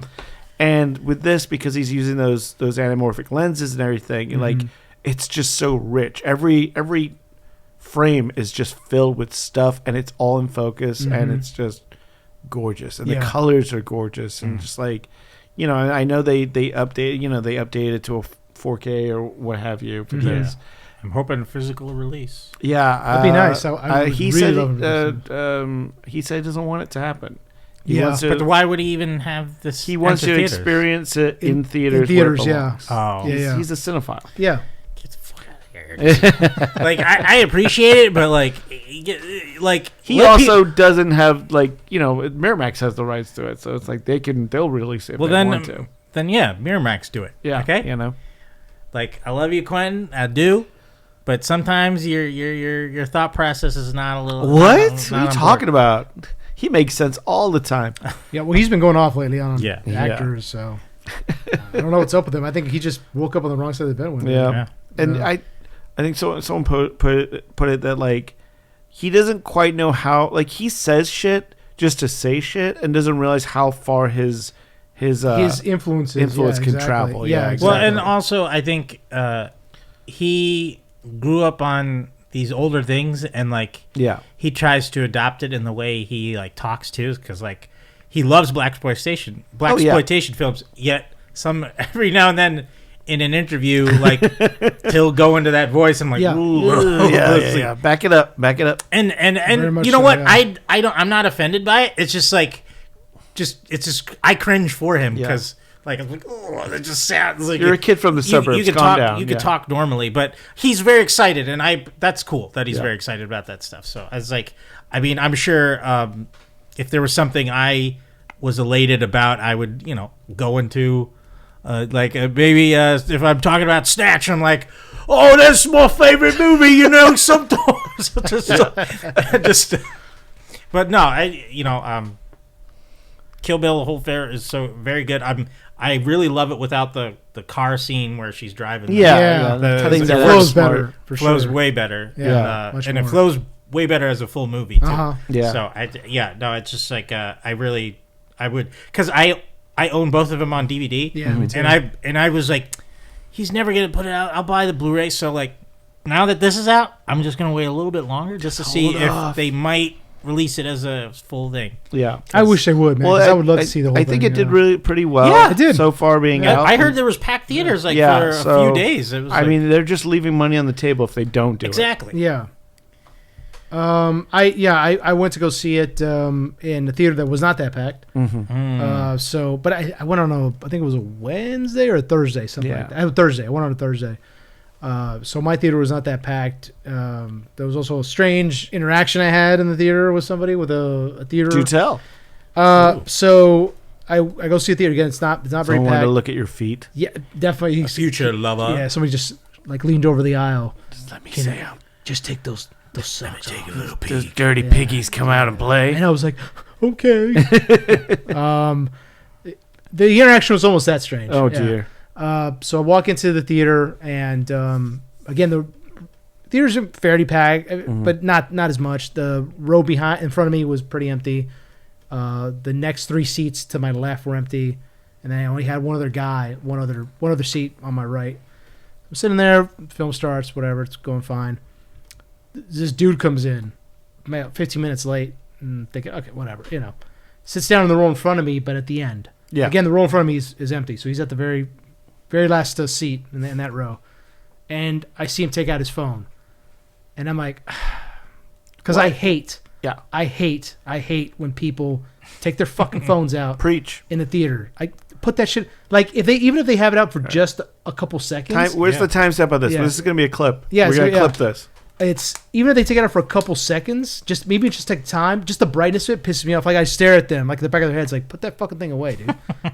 If you're gonna do that, like there have been times when I've gotten a call because I have mine on silent.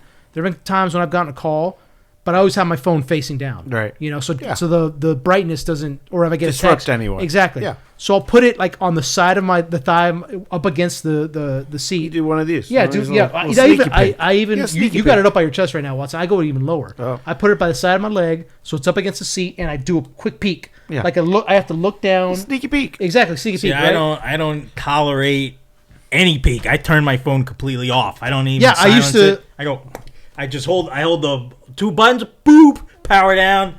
Sorry, if you want to reach me, not until I get out of this movie. Oh, sometimes I'll still do that, Chet, but every now and again I'll have. So anyway, I understand you got probably emergencies or other people, but right. I don't have that. No, no hang I don't. No, Chad, we love you. About 60% of the time, though, I'll turn it off.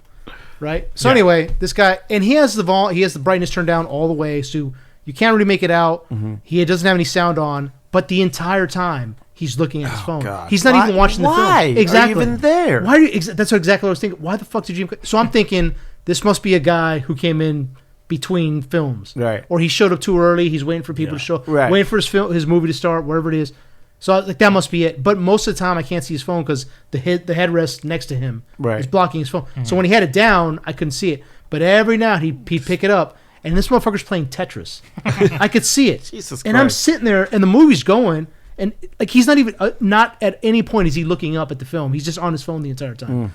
Then he would bring it up, and I saw he's like watching Instagram stories from like look like some old lady, and I'm like, what the fuck? And so now I'm like, in your head it's just yeah. So now I'm being exactly yeah. That's what I'm looking at. And everything's turning red. Yeah. And so I'm just like, now it's like taking me out because like every time I see somebody bring their phone out, I kind of just stare at them, which is taking me away from the movie. Yeah. Because I'm like, what the fuck are you doing? Well. Like, what the fuck are you doing? That's what I'm thinking. Yeah. And so now it's hard for me to concentrate on the film. So anyway, I'm like, this guy, it has to be that he's only here in between. He's waiting for his film to start because he came in late. He's not watching the movie at all. Hey, he'll be out of here. He'll be out. Right. Yeah. He finally gets up and leaves, and I was like, oh, fine, thank God. Okay, start. Literally comes back in 30 seconds later. Literally 30 seconds later, he comes back in and sits down again.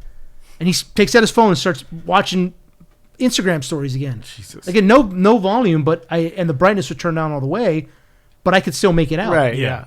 And I'm just like staring at it. So finally, like, fuck it. So I lean over and I make sure and put my hand on the back of his seat so he feels it. I say, excuse me, can you turn your phone off, please? And he just looks up at me and just nods. And he puts his phone away. Doesn't take it out for the rest of the film. Okay, whatever. I'm like, all right. Watching the film. Now this cut has intermission in it because Quentin loves his intermissions. He did it with A Hateful Eight when that first came out. So his intermission. Okay, so I grab my drink. The seat next to me. Again, the next 3 seats to my left are empty. The seat next to me, I have my sweater. So I pick my drink up, go to the bathroom, refill my seat. I'm gone. Not even 10 minutes. Come back, and as I'm going to my row, I get confused because I'm like, wait a minute. I see the guy, but now he's like in my row because it confused me because I saw my sweater on my seat, but he's in my row. He moved up a seat and sat in my row. And I even said out loud because I said, what the fuck? Like out loud. No way he didn't hear me. Right. And so I finally, I looked down and I'm like, what the fuck? And so I walked past him and I'm sitting there. I'm like, and the entire time thinking, because Chad brought this up as I was texting you guys about this. Chad was like, he probably smeared shit on your sweater. And I was like, yeah. Oh, Chad, believe me. I thought that's the first thing. I sat down and I'm thinking like, what the fuck did this guy do to my sweater? Right. He did say he might he stuck his hands down his pants, like, you know, put cheese dick all over my sweater, something like that. That's what I was thinking. So I'm sitting there now and I'm like, does this motherfucker? Is he trying to? What is this? Is he trying to intimidate me? He wants to go? And he was like, your best friend. Probably. He was like some out of shape, kind of like Asian looking dude. So I was like, this guy, I'd fuck his ass Hey, up. he could be Sammo Hung. You never know. Yeah, that's true. Be That's true. careful. That's true. But he's sitting in my seat, and now he's doing this thing with, he's constantly shifting. Like he's shifting his seat, and he's like constantly scratching his face. Oh. He's shifting. He'd be still for about. He's probably addicted to his phone. He's like, Exactly. Chad, that's exactly what I was thinking. He's sitting there. Maybe he'd stand still for about a minute or so. Then he'd shift again, scratch his face, sit still for a minute or two, shift again. And you're right. I think he was like, oh, my phone. Oh, man. I want to check those Instagram stories. I'm addicted to that dopamine. Exactly. Yeah. So as soon as the film ends. Get a hit. Yep. As soon as the film ends, I pick up my sweater. I'm like, I'm going to throw this thing in the washer as soon as, and I can't wear it. It's freezing outside. I stand up, and I just Ruined. I just walk past him. I'm just like looking down at him, and he's just like, finally he takes out his phone as the film ends. He's like, on it again. Oh my god. Yeah. Oh my god. And when I went to the intermission hit, and I went to go, first thing he did was take out his phone and got on. Then he it. went and played Time Crisis for 7 hours. For 7 exactly. Hey, can't blame the guy. Can't- Time yeah. Crisis is great. It is. It really is. It was that guy that's at Yeah. what's that arcade that Just that the dude Time hangs out? Crisis bandit. Yeah. Yep. Oh, man. And so there's a guy, for those of you who don't know, there's an arcade here in North Hollywood, and there's a dude there who's like a Time Crisis like master. Like brings his own holsters. Brings his own holsters. Yeah, it's amazing. He's the king. Yep. He's the king. Check him out on YouTube. And anyway, so I walk past this guy. I'm like looking down at him as I walk past. He's on his phone. I was like, "What's up, fool?" I was thinking that. Like, what's up? But I just and so the entire time I'm walking back to my car, I'm thinking, I'm looking behind me. I'm like, is this guy's following me? It's on, dude. It's on. But it's the weirdest interaction. I don't know what the guy was doing there. And the entire time before I told him to put his phone away, he was on it, not even watching the film. And he can't shows up stand late, walks out of the theater for about 30 seconds, comes on, gets back on his phone, and then sits in my row after. I mean, Yeah, that's so weird. expected from a younger person Oh. like nowadays. But like He was definitely older. see an He's- older guy. yeah. Well, and that's the thing. I've noticed that with older people now a lot too. Where Yeah. there have been times I don't remember the movie, but this like Hispanic lady answers the phone. Oh my God. Behind me, and she's just on like she's Full kind volume. of well, she's like sort of whispering, but you can obviously hear that she. And you just turn around and tell her to stop, and then it stops all of a sudden, and then she's on it again. I'm like, and then someone at least went out and like told the people, so she told her to leave. And Yeah, stuff. that's That the was, part like, when I go like I want to go and be like, now your phone is mine now until the end of Yeah. the movie. Oh my God. It's like I wish You lose your privilege. Yeah. I wish there was like a fire hose on the wall, and then like anyone who gets out of hand, we just hose them down. Yeah. It's like, and then it would destroy their phone or something like that. That's why if I ever open my own movie theater for some, it would be within a Faraday cage, so there'd be no point. Can't use it. Can't use Can't your use phone. it. Yeah, it's great. Doesn't matter. That's awesome. And and then if you were caught with your phone, even though it is a Faraday cage to like just mess around on your phone, you're kicked out. Your money's thrown back at you in your face. And pelted, but they're all in pennies. We have a penny machine. We put the money that you gave us in the I like this. and then we pelt you with pennies. And you get go. the hell out Well, of the crazy thing is, so that following Sunday, I went to go see Home Alone with yeah. our friend Justin Oh yeah. at the Academy Theater Yeah. in Fairfax. And again, this is a theater. This is like a Private, temple to yeah. to films, Yeah. to specifically to theaters, Mm-hmm. to movie theaters. So you walk in there, and they don't even allow food in there. No drinks, no only water, right? Right. In the theater, no, and it's very old school. There's no cup holders, none of that shit. Everything's so you're sitting there, and I'd never seen Home Alone in theaters. Ironically enough, I told this to Justin. That building that the Academy now occupies for their museum, for their center, used to be a May Company, which was a department store here in Los Angeles. The first time I watched Home Alone was at that May Company when it was still Oh, operational. wow. Yeah, because we went there to shop. It was during the holidays. We went there to shop, and May Company had as most department stores back in the day had an electronics section. Yeah. So I just sat. One of the They played it TVs on was the randomly TV. playing Home Yeah. Alone after it came out. So I knew what the movie was. I'd never seen it, and I sat there the entire time, watched it, dying when he sets off the fireworks for the for the Wet Bandits. Like I remember laughing, and one of the store employees come on, like the salesman come by. He's like, "That's a great movie, huh?" I was like, "Yeah, No. yeah." So Man. and I didn't think about that until I was driving down to go watch this. That oh yeah, the first time I saw Home Alone was in this Full this- circle. Yeah, in this full circle. Yeah, exactly. And now I'm watching it. First time I watched it was at that building. The first time I watched it in theaters is at that same building. Yeah. So it was pretty great. Anyway, as I'm watching this girl in front of me pulls out her phone, full brightness, and I'm like, "Are you Are you fucking kidding me? Right. I just had and I'm just staring at her. Yeah. First, it was like she definitely sent a text or something. And she was like trying to keep it down. Right. But it was still at full brightness. You know, and she still said, and then she put it away really quickly. And then she did it twice more just like check the time. And I was like, put that fucking thing Right. away, man. Jesus Christ. It pissed me off so much. I remember one time, probably the most I've ever gotten into it with somebody, because I don't care. I'll give people chances, but eventually be like, can you put your phone away? Yeah. If there's Yeah, a fight, no. there's a fight. Oh, well. You know, I remember one time that I thought it was going to get pretty bad was I went to go see Little Mermaid with Julie, and she was in the seat to my left, and the girl next to her was filming the film on her phone. God. But she had like, you know, she was like cupping her hands around the phone, Huh. you know, trying to keep but it wasn't at full brightness either. And like Julie says to me, he's like, "Can you switch?" I was like, "The switch seats," because it was bothering her. Because she was there for the film. I was there just to accompany her. I don't really care. Yeah. The remake, the latest. Yeah. And I was like, "Yeah, I'll go see it with you, but I don't really care about watching this movie or not." So we switched seats, and I was like, "Okay, what if she wants to record? Like, it's not that big of a deal. I don't really care." Right. You know, it's not a film that I'm there for, and the brightness was down enough. But then she does this thing that pisses me off. Puts her phone away, and then she starts texting, like full conversations. And I'm just like, now I'm like, okay, now you took it one step Yeah. too far. I couldn't really see your screen before. Now I can totally see it Right. as you text. So I leaned over and was like, excuse me, can you put your phone away? And she says, I have an emergency. I said, well, then step out of the theater. You're not supposed to use it in here. Step Yeah. out. She's like, can you mind your own business? I was like, this is my business. Because you're watching, I spent money to be here. You're texting Yeah. in here, so step out if you have to. And she's like, oh my god, and she puts her phone away. She was like offended. Yeah. And the seat next to her was empty, so I figure somebody was coming. Her boyfriend shows up, and I'm like just sitting there like, okay, he's probably gonna tell. She definitely leans over and starts whispering to him. I'm like, just like, all right, let's do it, dude. I'll fucking go. He looks like some fucking little boy. I was like, come on, dude. And he didn't do anything. So the film ended. And I didn't move She was probably specifically. mad at him. Like, why did The you? second the film ended, they got up and left. Yeah. I was like, get the fuck out of here, dude. That's the worst interaction I've had. I've never had anybody give me pushback. That's the worst interaction I've ever had. Yeah. Dude. I had one experience where I went a little off on someone. Yeah. It was the last Harry Potter movie. Oh, and that was a big deal back then. Yeah. Huge deal. And yeah. it was there, and I was there with my wife and her sister, Yeah. and we're there in.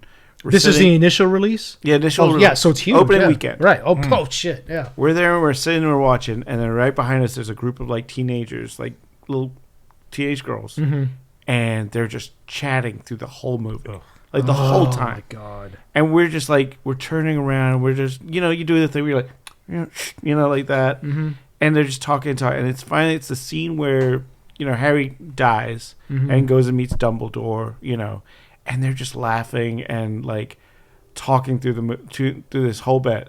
And I turned in my seat and I said, I will end you. I literally said it to them. I was like, I will end you. Please be quiet. Yeah. And I turned back and I just was like, I was fuming. Dude, it's so... Did they quiet down? They quiet down It's after that. so because I was disrespectful. serious. Yeah.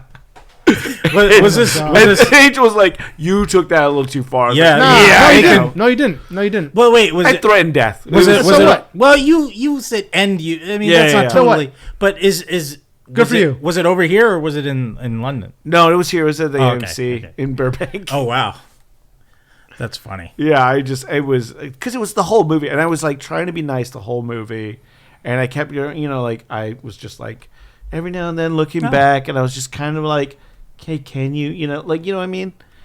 No way. Sometimes you just gotta let it Oh loose my and God. be like, No, and it's- just because it was you the and your last, whole family line are it's the last trash. movie. Yeah, I mean, like, Dude, it doesn't matter. Any movie, dude. Like, why are you coming into this theater to talk or be on your phone? Right. This is not the place for Yeah, that. it Shut drives the me fuck nuts, up man. and put your phone away. Oh, yeah. It's that simple. yeah, It's that simple. Like, I don't even mind people, making noise as they shift or as they drink Right. stuff. That's not, you can't avoid that.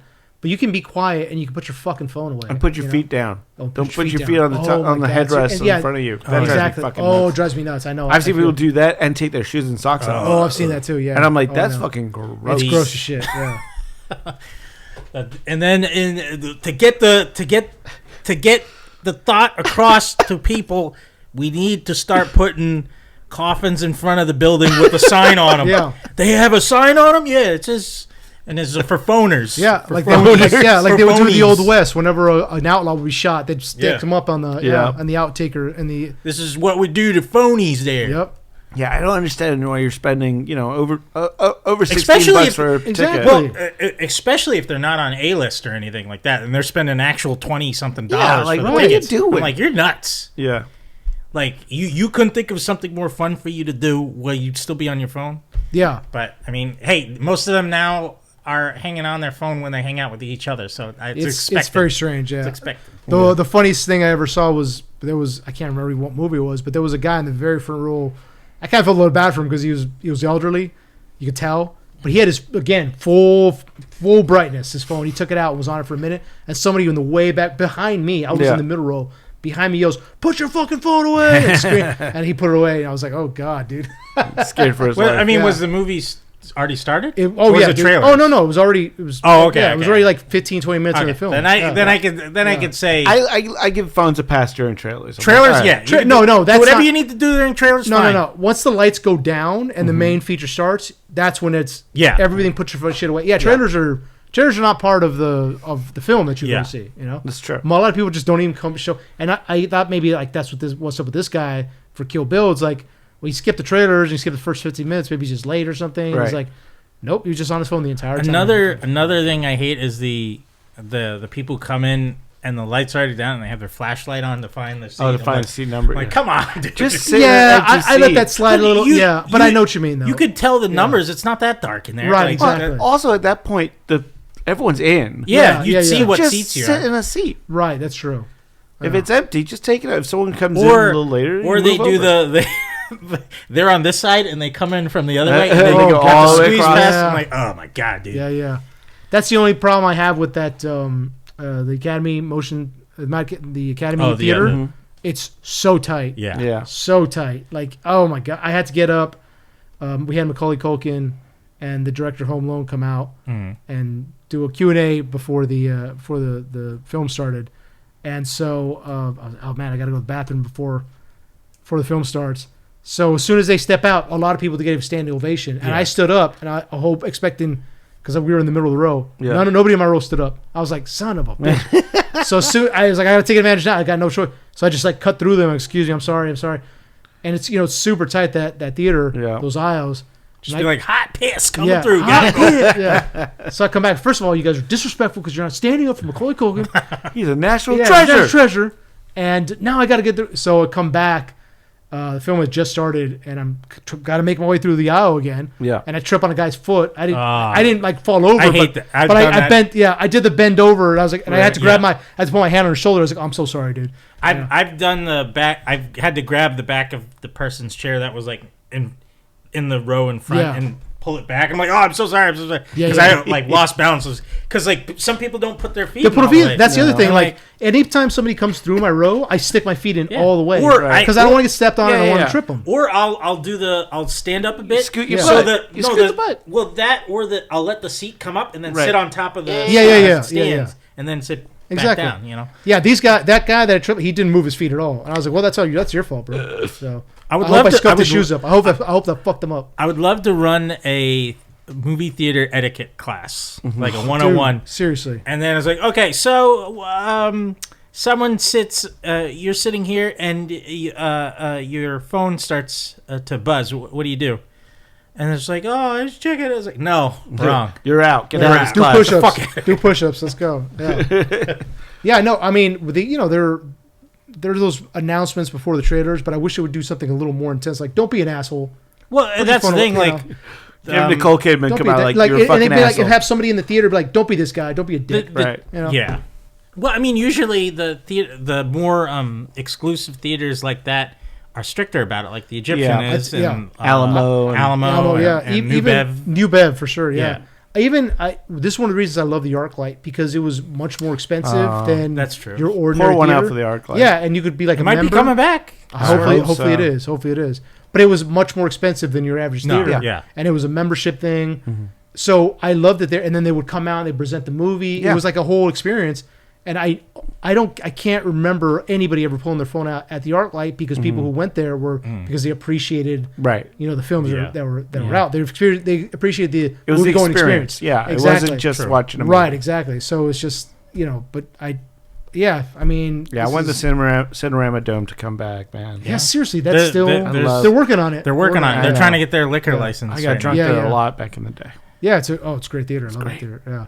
Well, that's another thing. If you get too drunk for the movie, sometimes it might be a little. Because we were at what movie was it? Where the drunk guys behind us were. Or was it Cocaine Bear? Yeah. And you know what? That film. It's okay. It was for that got film. annoying. It got for annoying. that film. If it was like Schindler's List, then problem. There was like 10 Armenian dudes back there who were like, yo, Cocaine Bear, yo. That's Listen to our Cocaine Bear episode if you want to hear it. Yeah. We'll talk about that. Yeah, they just went off, and we're just like, okay, guys, it's.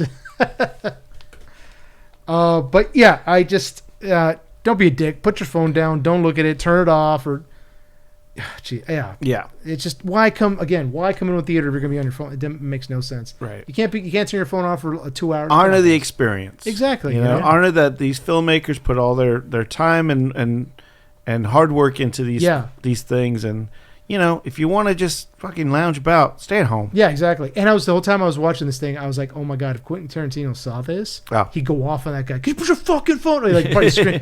Okay. Yeah. Okay. Or he'd tell me like, good job, bro. Yeah. Good job. Give you a high five. Yeah. He's like, what do you got for me? What have you written? Let me see what you got. There you go. Like, What if when you came back in from the bathroom, I'm not reading any feet in there. What if you came back in from the bathroom and Macaulay Culkin's like, hey, you were the guy who stood up for me when I came in, man. Come on down here. And like, thanks. In that row right there, nobody else, those assholes stood up just for you. Come on down. Yeah. And he gives you a big hug, and he's like, hey, man. Right there. I'd be like, thanks, bro. Thanks. Dap you up. Yeah, dap me up. It's like, let's go kick some Wet Bandits. I'm best friends with Richie Rich. Yeah, that's all I say. Yeah, I love you, Richie Rich. That's the only thing I say. Yeah. But yeah, it's just when you go into theaters, just do it for the experience. Yeah. Put your goddamn phone away and shut the fuck up. Don't talk. Put your fucking phone away. Jesus Christ. Like, how long is that rant? This is phones. I said this was going to be a clip. I don't think we can clip this now. It had to be said. It had to be said. But yes. And then our final thing that we should talk about is WWE news. Mick Foley has left the WWE because of differences with the McMahon family, their political association with his current administration. Yeah, it's interesting. Yeah, it's been an interesting couple of weeks for WWE fans out there. I mean, we had John Cena's final match was last week. Yep. And to a lot of people's were disappointed with it. Yeah. And why is that? I didn't watch it, but I don't, because I don't watch that much wrestling. Well, I mean, everyone knows like Cena is the guy that, his whole gimmick is hustle, loyalty, respect, never give up. Like he's been preaching that for 20 years, and there is tradition in the wrestling world that your final match you don't win. Like that's the thing. You always end up on your back. You always end up looking at the lights on your final match. That's just tradition. I didn't so know everyone that. kind of knew that he was not going to win the match, but there's still the hope. Like he was, people still believe in the magic of John Cena. Yeah.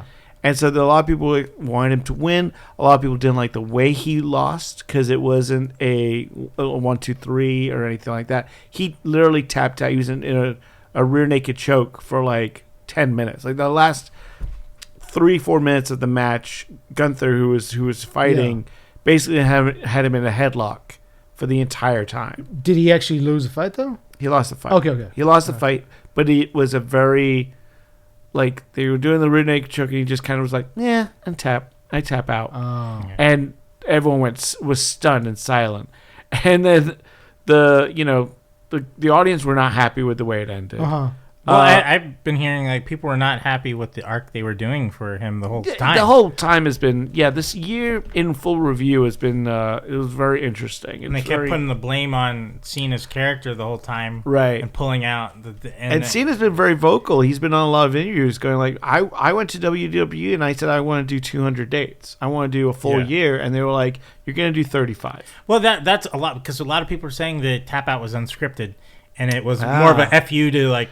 Oh, the interesting. WWE, like with Triple H and all them not giving them the good storyline to work with, and like just fucking up over and over and over Yeah. by like, oh, we'll change it this way, we'll change it this way. And Yeah, because they so had he's him, like, they you know had what, him- I'm done. Yeah, And they had just- him turn heel Oh, for that's midway. fun. They had him come back, and then so at the end of the match, Triple H and all the wrestlers come from the back to kind of give him his dues, and people just booed the shit out of Triple Really? H. Oh Yeah. man, Oh, wow. it's there was chants of "you fucked up." Yeah. There was Yeah. chants, it was everywhere. So yeah, it's been an interesting time, and then because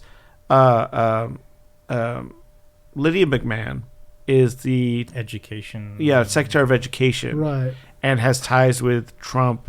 They wanted Trump to come out for that match as well, but he declined. Probably a smart thing to do. But yeah, so Mick Foley, is a very leftist guy, Right. and was seeing the way the company has been going, and it is becoming more politically charged within Yeah. the company. It's no longer like, okay, politics is here, wrestling is here. Now there's this definite like Weird blurred line. like it's crossing over a bit, Yeah. where you have like Triple H showing up at the White House Yeah. now, and and like doing stuff like that. That he was like, I can't support, I can't believe in this product if it's going this way. Yeah. And so he has a contract with them, I think, until June currently.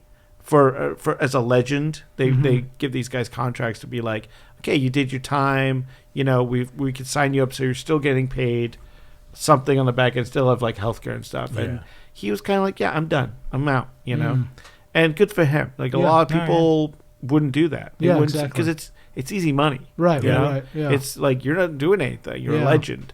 And he was just like, I don't want my name associated. Yeah. They're not going to sell Mick Foley merch at the store anymore because Mhm. he's pulling the licensing for that. Mm-hmm. Which, yet again, that's a lot of money that he is just saying no to now. Yeah. Yeah. Wow.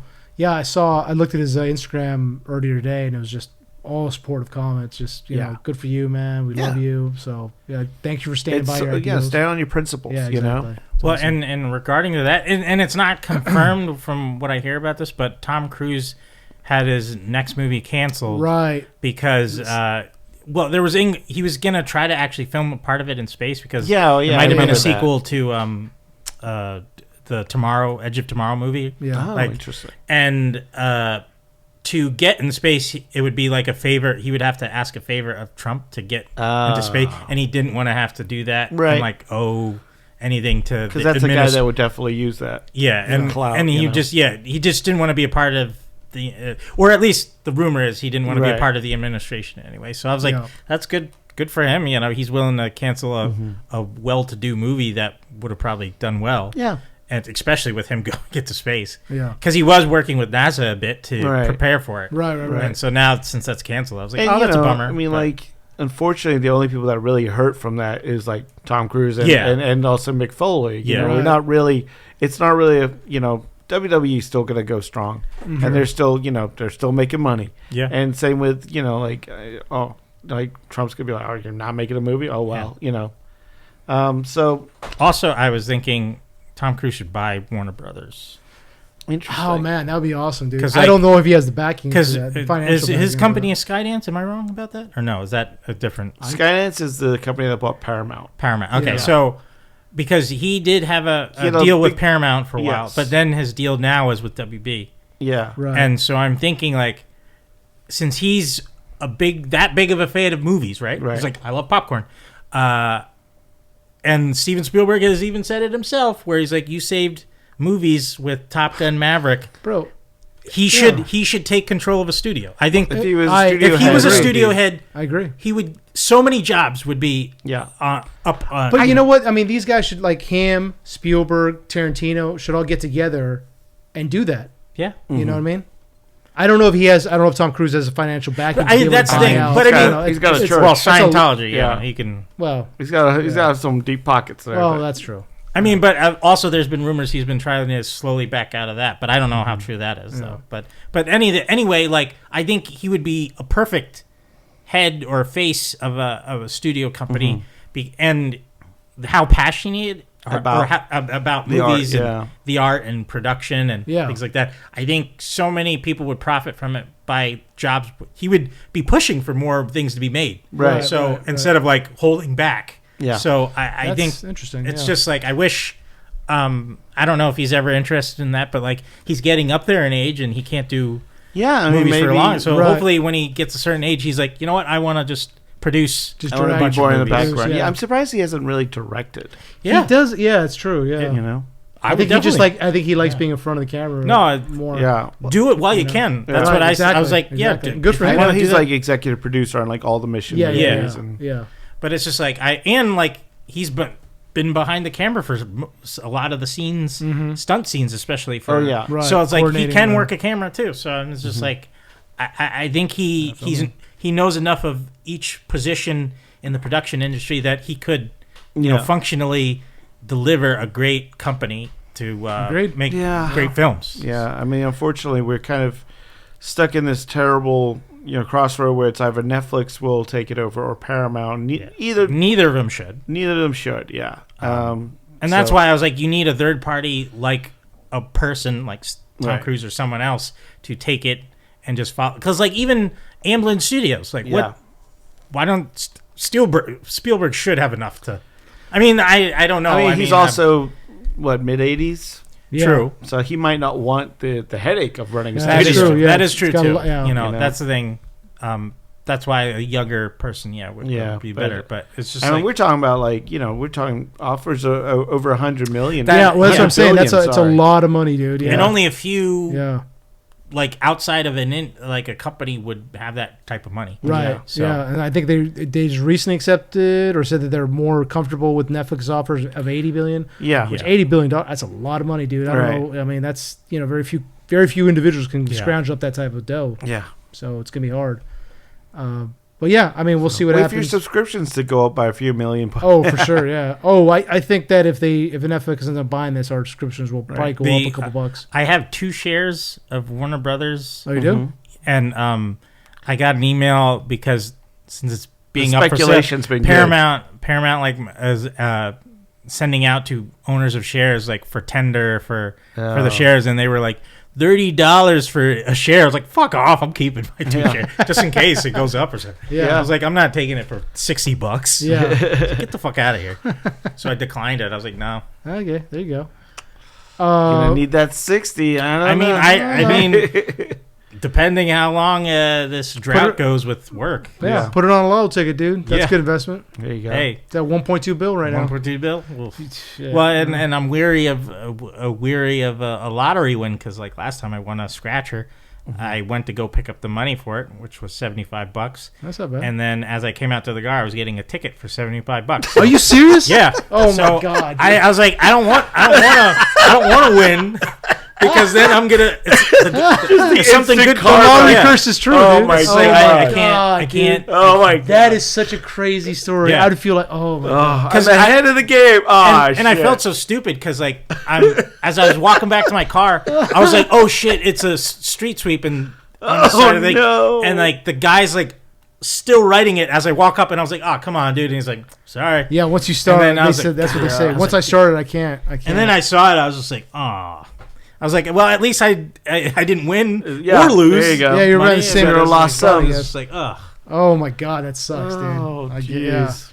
Well, we'll see what happens with all that, and Yeah. yeah, that's what's happening in pop culture right now. Yes. Chad, you want to take us out? All right. Thank you guys for listening to another episode of Enter the Nerdom. Is this our last for the year? I think so. It might be our boy. last for a year. Yeah. I still want to do a best of. Yeah. So we'd Okay. probably do that in January. All right. Maybe do like a retro movie review at some point, which we Absolutely. talked about. Like we did the retro movie, Yeah. retro horror movie review for Halloween, October. So we'll probably work on that next. So Yeah. So, Merry Christmas, Happy Hanukkah, and Happy New Year if we don't hear from you holidays, before yes. then. Yeah, happy Absolutely. holidays. Happy everyone. holidays. And if you aren't already, Happy please. Kwanzaa. Kwanzaa, yes. It's up there. No, it is up there. I'm, Happy Life Day to all you Wookiees. Life happy, Day, Box, yeah. happy Box Day, right? Right, what? Boxing Day. Sorry. Is it- Oh, sorry. is It's not like box- you just is it- celebrate boxes. Is it I don't know Boxing how Day it or works. Box Day? Boxing.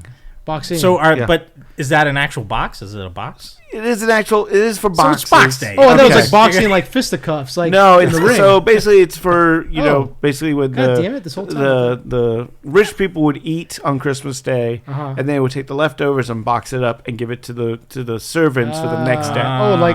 Like Christmas Carol. Yeah, exactly. Oh, It's wow. like That's a we real had a thing. great meal. Here's your shitty leftovers Here's your half a goose for the day after Christmas. Yeah, Oh fuck, that All sucks. right. Yeah. Wow.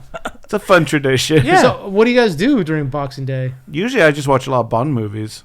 No, but I mean, what is it? It's a holiday, or what do you No, guys? it's just a day. It's just the day after Christmas. It's like, it's not like there's no celebration. It's not a like, holiday. Is look, it's Boxy the Boxman. Yeah, there's none of that. but I Is mean, that it's weird it's- British it's- movie with the hog miss Santa thing? Or I forget what it's called. I don't remember. It's But weird. I mean, is it a day off? Is it a holiday? Yeah, normally it's a day off. It's like yeah. a federal. Well, Yeah, I don't know. it's I don't know like- that yeah. on federal, but Yeah, it is like a recognized holiday. right, okay. Yeah, all like right. a bank holiday or something like that. Okay, because in Silent Night, that one dude that he goes up to he's a British guy. And he goes Uh-huh. up to the security guard. He's not guy. He's like, yeah, you Americans, you like Christmas, but I really like. You know, what's my favorite holiday?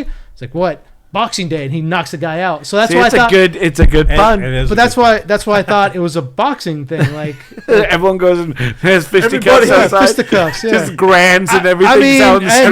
man, Everybody go in the You know? streets and knock a mother. So that's I love Boxing Day. hey man, all, Get that gloves. the British are like tough people sometimes. do. Man, they We go out love there to and fight. yeah, I know. Although with the I look at little teenagers go, "I will end you," and I just start boxing. see, yeah, all the soccer hooligans that you That's guys have and right. shit. See, no way, dude. That's crazy. Anyway, Chad. Yeah. Anyway, please like, comment, subscribe. Happy Boxing Day. Happy Boxing Day. Knock Don't- somebody out. Yeah, exactly. Don't forget to punch If somebody- a review. Turns their phone on during the movie theater. I'm not telling you to do it, but Boxing Day. You're going to turn them and say, you know what my favorite holiday is? Wham! And they're going to be like, what? Seriously. And as we say here and enter the Nerdom, enter the Nerdom and exit the phone looking theater verse because we'll punch you. We'll give you a little sock. If you use your phone You get socked during in the mouth. movies, you're a piece of shit. Just go fuck yourself. How about that? Merry Christmas. Happy holidays.